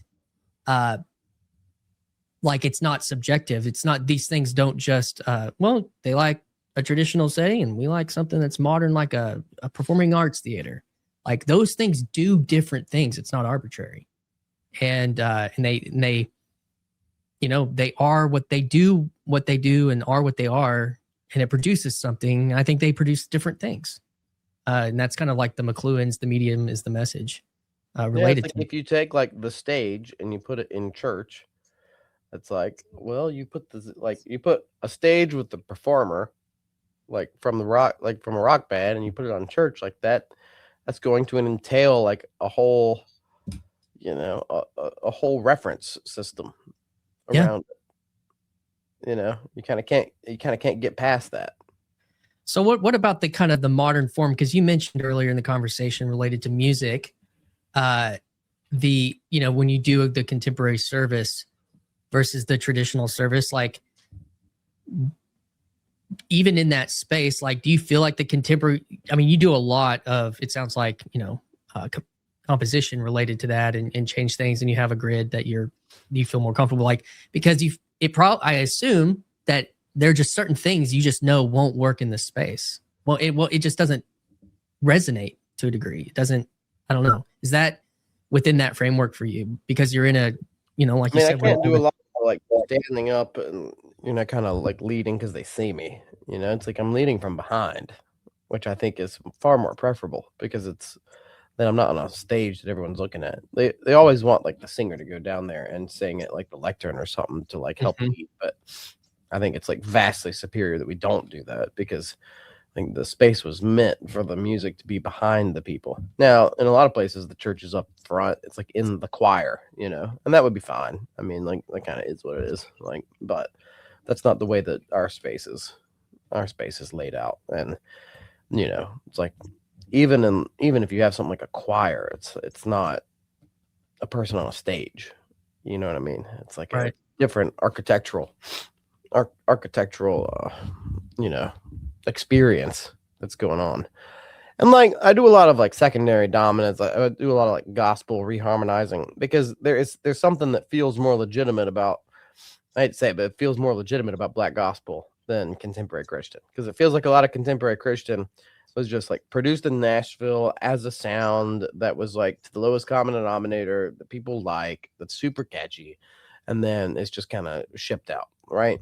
I don't get the same sense from like the Gettys, for example, because I feel like they're putting like a lot of musical work and a lot of like work thought into like what they're actually singing. So I do a lot of Getty stuff, for example, or Stuart Townend. Like There's a Hope is a beautiful, absolutely beautiful song. Like this is a hymn that you could sing, And I found a lot of that. You don't really even need the band in order to do it. You could do it on the organ. Yep. Because like, does the melody stand by itself? Is the harmony interesting? Then do the words stand by themselves? If you read the words by themselves and you can't say that's beautiful, then don't sing that song. What's like this is not good poetry. It should be good poetry. Like if you want to pursue beauty, raise the standards. If you're doing contemporary worship, raise the standards for what you accept, you know?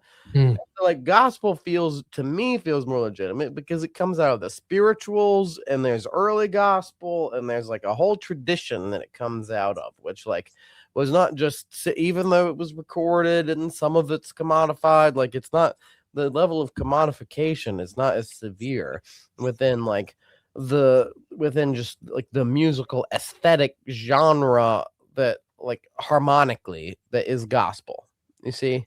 And it's still like you have to cultivate skills in order to be able to do it. So if I can do that, that's what I'm trying to do. But also like I said, I have a very strict criteria for like what songs we sing. It's got to name God well. Ideally, it should be Trinitarian, but like the service, the songs have to like be Trinitarian. But it's got to name God well. It's got to make a point and be cogent. It's got to keep going through the point. It can't just like say you are good and then give no reason for why he's good. You know, it's got to stand alone poetically. It's got to be beautiful. You know, like the melody has to be interesting. It can't just be like, yeah, some of this Sovereign Grace stuff. The melodies are the most boring melodies I've ever heard. Like, sorry, I have a shelter in the storm. But like, write a better melody. Come on, like there are ways to do this, people. Like just because it meanders a little bit doesn't make it a good melody. You know, I met Bob Coughlin, about 15 years ago at a conference. There was the Young Restless and Reformed were trying their hand at some of this stuff early on. You mentioned Matt Boswell. It was at his church in Frisco, 2012. And I don't know if he's still there now, but that was where he was at then. And but yeah, there is something to like hymnic. There's a hymnic tradition even within some of the contemporary stuff. You mentioned Sovereign Grace, but also the Gettys and Boswell and Matt Papa has been part of their kind of thing, and he comes out of the Baptist tradition with them, and I like some of his stuff. Like you said, it's narratival related to the hymnic because it's usually telling like the gospel story within the stanzas and then or the verses and choruses. But the other piece that you mentioned was just along the lines I heard you in that conversation with I've forgotten his name now that I've referenced several times. Chris Hoyt. But was you mentioned City of Light, and they're doing something interesting related to like you look at them, you hear some of the tones, and it kind of sounds like Hillsong, but they're like they've stayed really close to like they do a lot of there's so much hymnic structure in what they're doing, and I think that they think about their melodies related to congregational singing, and I think if I'm not wrong, they're related. They're in some Anglican. I think they're connected to the Anglican Church, possibly, but yeah, I think they're like Anglican from Australia, or something. So like obviously, that. I mean, a lot of their songs I think are boring. If I'm just gonna be like super honest, okay. I've done some of them. I do Yet Not I, but Through Christ in Me. Mm-hmm. I do It Was Finished Upon That Cross. Everybody Loves Jesus Strong and Kind. I've kind of done that, and I've like done it more with the children's choir. Yeah, that's like a children's. I'm not like opposed to doing it as like congregationally because I'm not opposed to like doing something like the children can easily get. So like those are the ones that I've done. I'm not saying everything else is crap, but also like I'm gonna choose what I think are the best ones of the stuff that they've done, and like those two I think are solid. But it's a lot of it's too me centered as well. Like a lot of their stuff, even though it's better than most. I mean, even Yet Not I, but Through Christ in Me, it's a very me. I'm coming back to the heart of worship, and it's all about me. Oh man, that's one for the books. Like the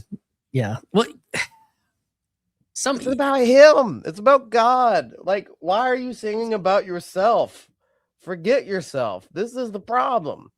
It's like Peterson said, there's like a direct correlation between how happy you are and how much you think about yourself.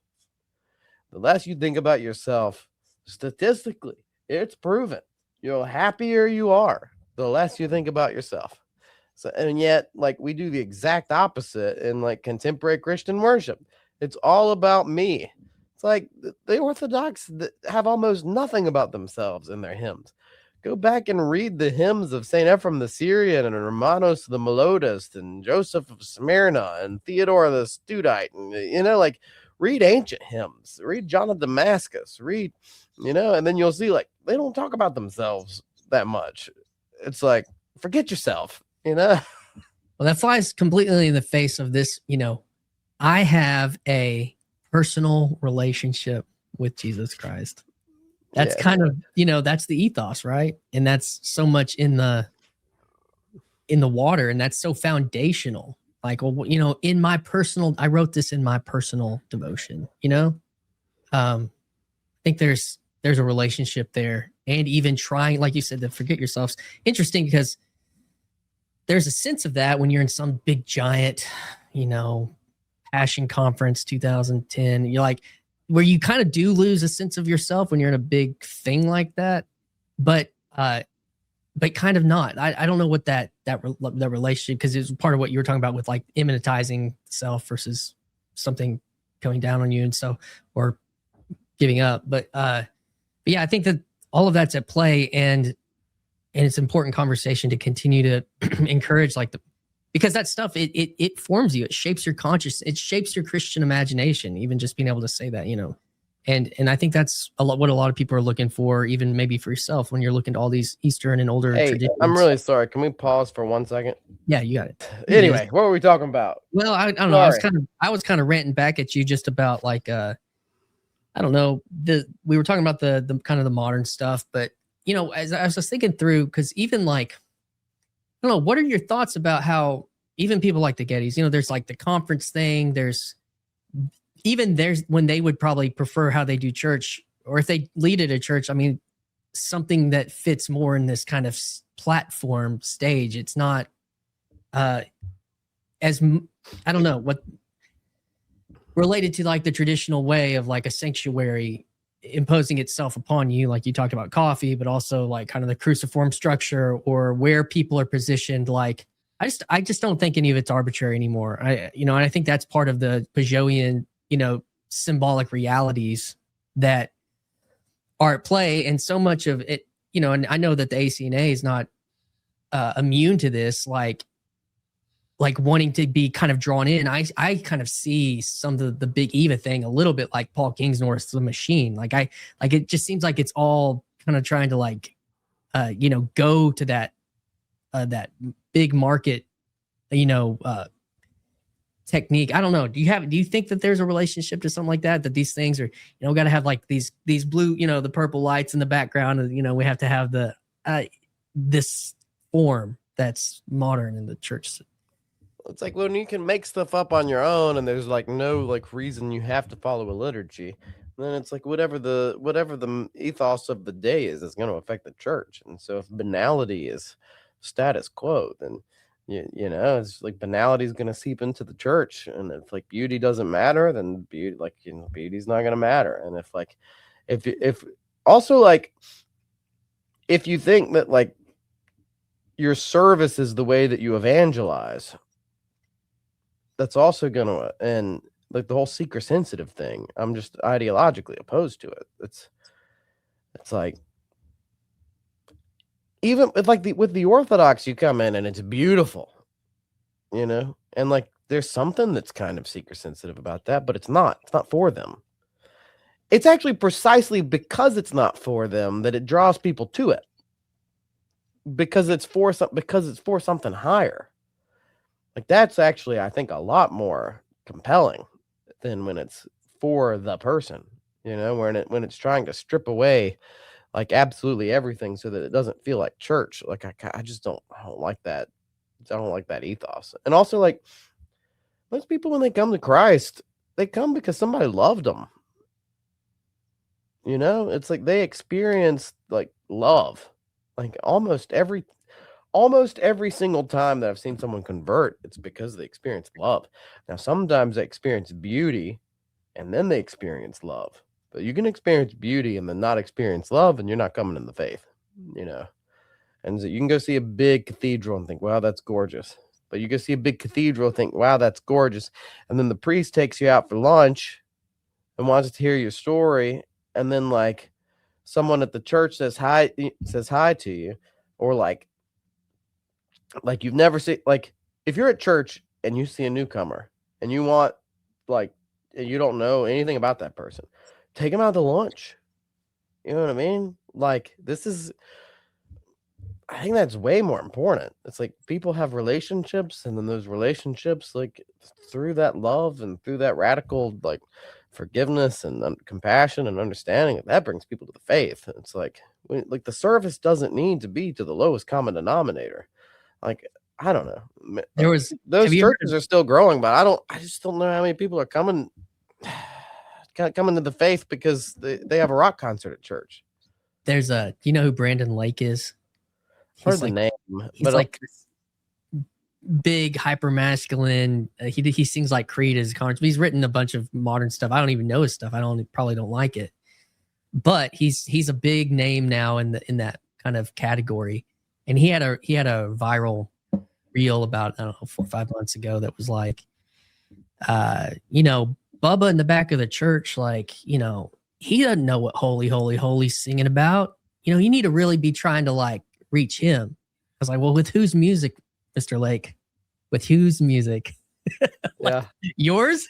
Is that what you're saying? And I just that is where I've kind of, this is not primarily you can't be hospitable if this isn't something that you have to like kind of show and teach and offer to somebody, versus this is just all about you, like you're saying, all about you.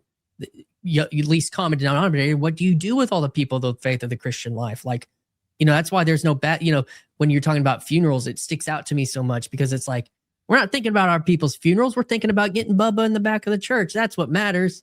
We're not thinking about. Have you followed Atheist Church Audit? That guy? Oh, I've had him on the podcast. Dude, like it's his going to Orthodox churches is the most interesting, and you can tell it's because, and one thing he said is like, precisely because it's not about him. Yeah. Like they're like, oh, like they're about business. Like this is something different. Yeah, there's so much there. I was had a conversation with a friend a few months ago, and his sister had quit going to a mega church in Southern California and was going to a Catholic church. Well, she taught at the Catholic school, but I guess was like, you know, Baptist evangelical or something. And she's like, it costs me something to go there. And I think, you know, we get all this up in arms in, you know, kind of the Reformed world about, you know, works and and salvation and all that stuff. So sometimes it's like, well, but worship should be an offering. Like that's what it is. Like it should cost something and not be a offering to you, a gift to, you know, that's the opposite direction. And that's what's great. You go in the Orthodox, you stand. It sucks. You're standing for like 3 hours, and you're like, "What did they just say?" Because it's kind of muffled, and then you're like, "Well, I guess I'll just pray the Jesus prayer for 3 hours." And I'll do the. But there's something beautiful about like, okay, we prostrate now, okay, we cross ourselves now, and then I guess I'll go back to the Jesus prayer because I can't understand what they're saying. But like that does like, but they're worshiping God. Like you're like in the worship of God. You know, it's just a different ethos, and Anglicanism can have that. It doesn't always have that. Often it doesn't have that, you know, but like and what do you do with like, I think there should be good music. Like I don't have a problem with pop music being Christian. I don't have a problem with a worship song. I mean, it's interesting that the Ethiopian tradition, they do these 6-hour services. And is it the Kwakwe or something? I think it's something like that. And they'll like write a song, you know, they'll like write a totally like new song. And then sometimes, and you can find these in English that they've done. They almost have like a flavor of like contemporary Christian, like not really, because it's very ethnically Ethiopian and Tewahedo Orthodox, you know, but the Mkwakwam tradition, you know, like they're creating this poetry, but then they also like they'll start this song. And these songs, which are like, you can take them or leave them. You don't have to have them for the service, but you can have them in the service. They'll take up an hour of doing that, you know? So almost like if I was to rethink like the way that we do some of this, then it's like, okay, it's like, if like, who cares what I think first? But let's say I'm I just like, do. let's say I'm hypothesizing here. When you get to the part of the liturgy of the word, it should be and the liturgy of the Eucharist. It should be transcendent. It should be beautiful. It should not be contemporary, in my estimation. Ironically, I think there's more flexibility during the distribution of communion. I used to think that part needs to be very mystical, esoteric, because that's the point where you're taking the body and blood. But the body and blood has already been consecrated. You're already taking it. Now you're celebration mode. You want some contemporary, do it after that. Maybe there's an argument during the liturgy of the word where you could put stuff in. But I think, like, in an ideal world, there's nothing wrong with writing worship songs and singing them to God and that being part of your worship. But then, like, set apart that chunk, which is like the mass, the liturgy, the divine liturgy. Make that transcendent. Make that beautiful. I think get rid of the stage. Do something different with that. But like, you write some good songs, do 30 minutes of singing and then do the mass. Or do the mass and then do 30 minutes of singing. There's no reason that, like, we can't write interesting, good songs if they're theological and beautiful and true. Like, I'm not trying to say that none of it has any, like, legitimacy whatsoever. But, and then there's the question, like, should it be in the church? Should it not be in the church? I mean, that's a different question. I mean, they used to not allow oratorios in the church. You're setting scripture, but because it's somewhat dramatic and theatrical, and because women are singing, well, that shouldn't be in the church. So they would create the oratorio, the house of prayer, separate to the church, where they would perform the oratorios. It's like, do we need two separate worship spaces? Like, these are not things that people think about, but they're historical precedents, and there's not a reason that like we couldn't rethink some of that. But God, stop building just these horrible gymnasiums with a couple Corinthian columns outside where, like, the people are elevated higher than the altar. Like, this is a travesty. You are building a coliseum. You're not building a church. The That's the altar is not a amphitheater. stage. It's the altar is not a stage, but it is higher. It should be facing east. There should be there should be a partition of sorts. Whether it's like, like, the iconostasis is old, but like, so is the rood screen. Even just a gate, so that there's like an architectural division between, like, altar narthex and altar nave and narthex. Like, that structure should be there. Like, these things matter. It's like, does your service look like the early church? And, like, we know what it looked like. You can look up Egeria, the Pilgrim's Travels by Egeria. She went to, like, Jerusalem in the 300s. This is like, I think this is pre-Nicaea, if I remember correctly, and says exactly what the service looks like. Well, that's the thing. Even like, I mean, I think about a couple of things. The Christian story, we being in the West, is like, there's a relationship to, can you see the relationship to the story of Christianity in the West? And something, even though Presbyterians in history, you can see a relationship to. It was a bloody one at times, but so was the Puritan and the Anglicans. There's like, there's a blood, blood was spilled, but it's like you're spilled, like you're entwined in that story. It's like a family feud. And it's like, can you see yourself in that story? And that's pretty Petersonian too, but it's like, I think that's important. And can you see yourself in that story in the architecture, in the space, like you're talking about, this tradition and this story? Like, there, you can have that conversation about that. And I can too, actually, in the way that our sanctuary is built. It's cruciform. It's got the altar at the front. The dais is directly behind it, so it's elevated above. We can have blah blah blah. They weren't really.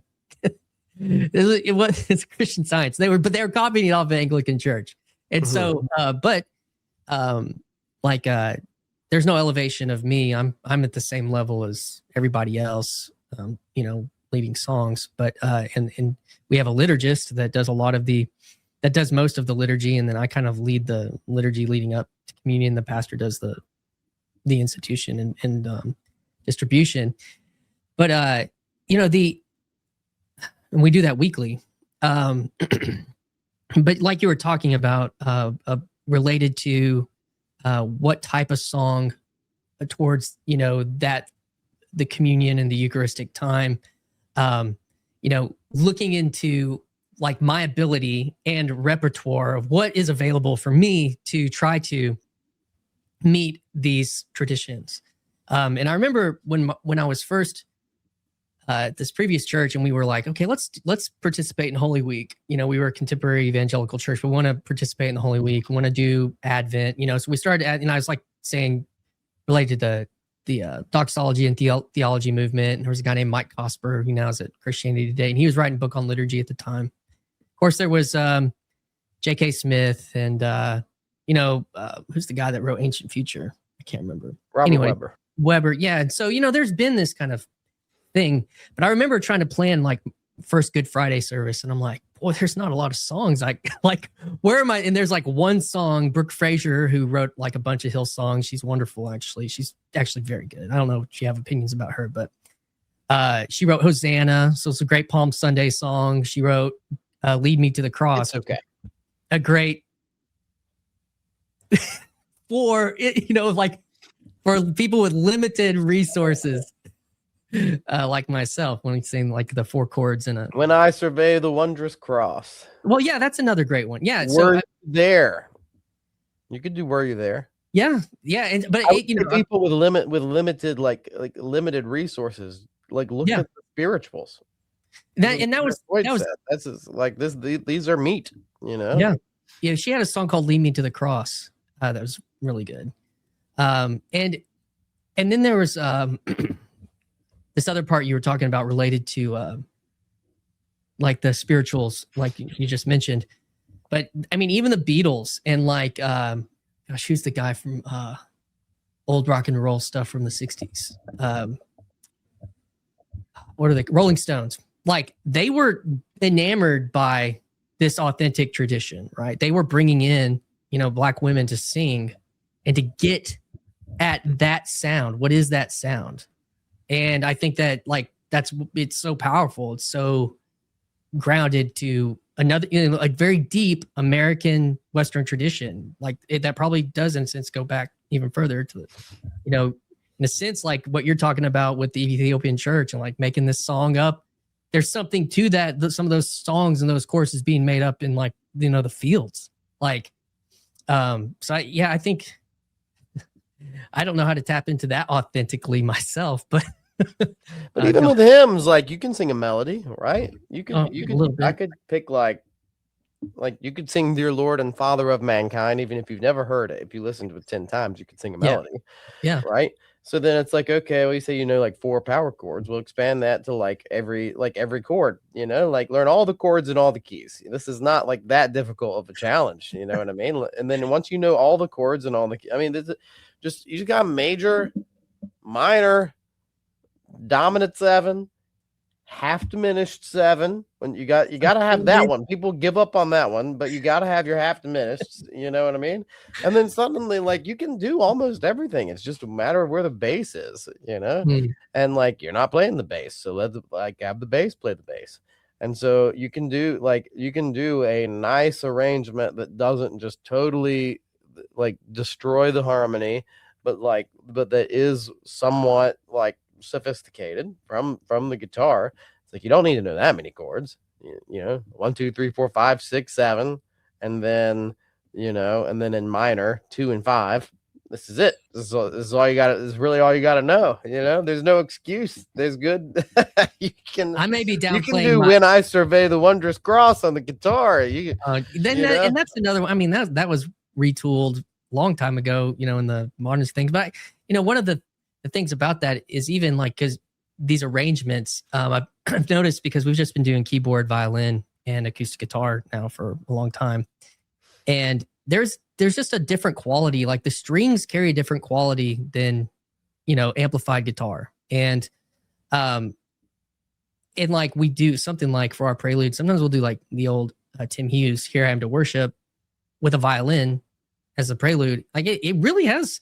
And it's an interesting thing because for people now that have been in this, Jesus music culture now for a lot of their formation, even some older people for the last 20 or 30 years, like this is actually now a part of them in a way. And is there a way, like we were talking about, but, honoring that in a sense, and I think along those lines. But I mean, I do a lot of it. Like, again, like I try to do it as best as I can, but it's like, look, I can have my laurels or I can pay my mortgage. You know what I mean? So it's like, I do the best that I can do. And there are songs I try to retire as often as I can, but sometimes I can't. I did Shine, Jesus, Shine. Like, I hate that song. Now, granted, you can put some groove. Shine. Yep. There you go. You can put a groove to it and it's tolerable musically, but it's still like, Shine, Jesus. What are we saying here? This is weird.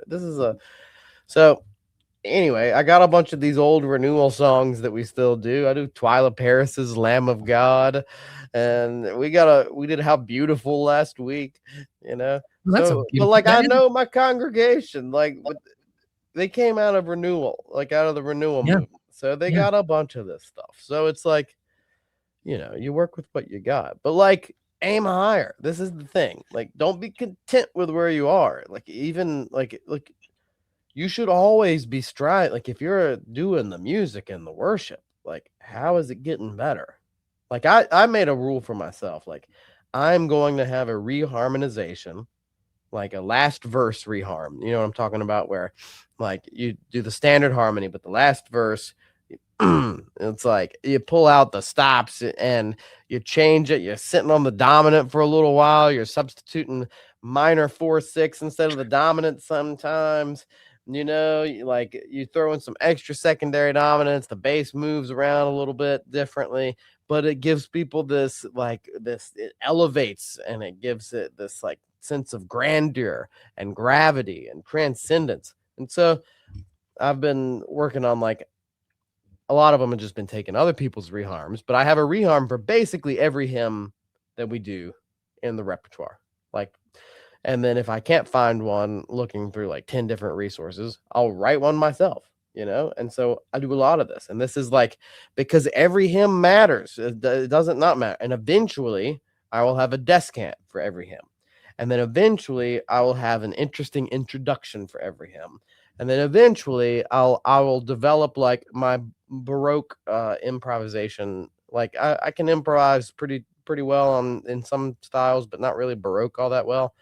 And so, like, I want to be able to improvise a fugue on the last hymn as the postlude. Like, this is a goal. Like, I'm not there yet, but I'm working towards this goal.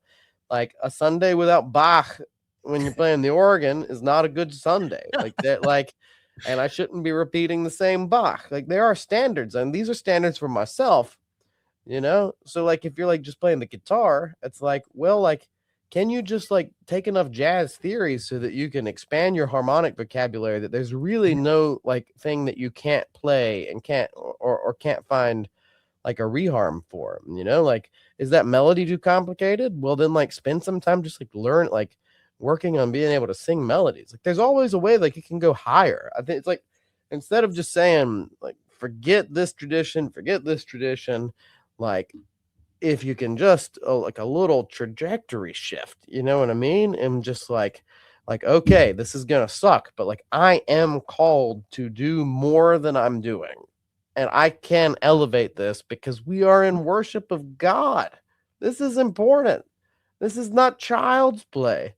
This is consequential, And so how can we elevate this? Like, if I have brass, I spend a lot of time making my own arrangements of stuff because I'm like, what, they're just gonna play SATB on stuff, or am I gonna use the brass? Are we gonna actually do something big? Like, let's not be lazy.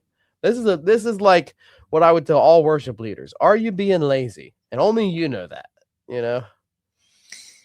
Yeah, that's a great question.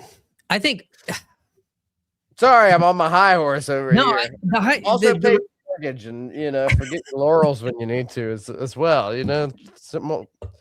There's this relationship, I think, with the contemporary side of things for me, my history with that being so, not Eucharistically oriented in worship, where it ends with you and it ends with the pastor.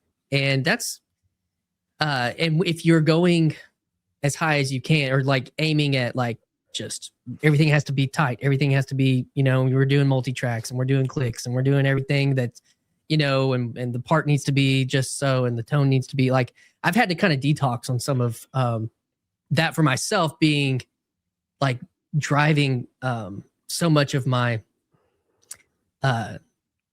because, there's this relationship to technique related to the transcendent that you mentioned. And I think that, that's a delicate balance, because so even like when you're talking about pulling out the stops and you're talking about like read those reharms, and it's like, the big 80s thing was to raise the key on the fourth, whatever it is, and transpose, and then like the modern stuff is like driven by eighth note builds on drums and getting into something bigger. There is I'm just trying to reorient, like you're saying, like where these things fit, because it used to fit better in a theater, in an elevated stage, in a amphitheater. that was the medium, and reapproaching this and with these tools. And I don't think I'm lazy, maybe some of it, but I am trying to exercise a certain type of restraint before I just add in a bunch of stuff, because I'm still trying, work through some of that old, you mentioned in that previous conversation I've referenced, but the perfectionism versus like offering, and what's that relationship. And that's what I hate about the ethos of contemporary Christian. Like, you're gonna tell these like that masterclass where you can see the guys. I forget what the guy's name is, but he's like, hey, we're distracting from the word. Sometimes you got to tell your people not to overplay. And the dude is back there slapping the bass and putting in the fills on the drum, and they are loving it. They're having a great time. They're in the groove, and then he just quashes it. He just absolutely squashes it. And it's like, no, what's wrong with you? Why? What, like, have a paradigm shift. Like, if I got Dave Weckl on the drums, I'm not going to tell him to play a simple 4-beat, Are you talking about Paul Belush? Yes. Yeah. Maybe. Was that? I don't know. It sounds right, but I don't remember. But there was like this whole thing about telling his people not to overplay. Not to embellish. I don't think it was Paul Belush, but it was someone. And I hated it. Yeah. Like, overplay. Like, overplay. Mm-hmm. Well, good stuff, man. I've appreciated this conversation. Yeah, I mean, that's a great message, and that's a great encouragement. I mean, maybe I need a kick in the pants in a lot of ways. And so, but I'm not judging you. Like, I you know what I mean? I'm just like, this is my mentality when it comes to like worship music. It's like, I'm trying to hold myself to a higher standard. So I'm just relaying what I hold myself to. Yeah. What I would tell somebody else. It's like, this is an important craft. Like, if you're a preacher, it's like, there's like once a story of a guy who said, what? And he's like a great like Southern preacher, or so, and he said, what? I think you ought not preach if you hadn't read the New Testament that week. You know what I mean?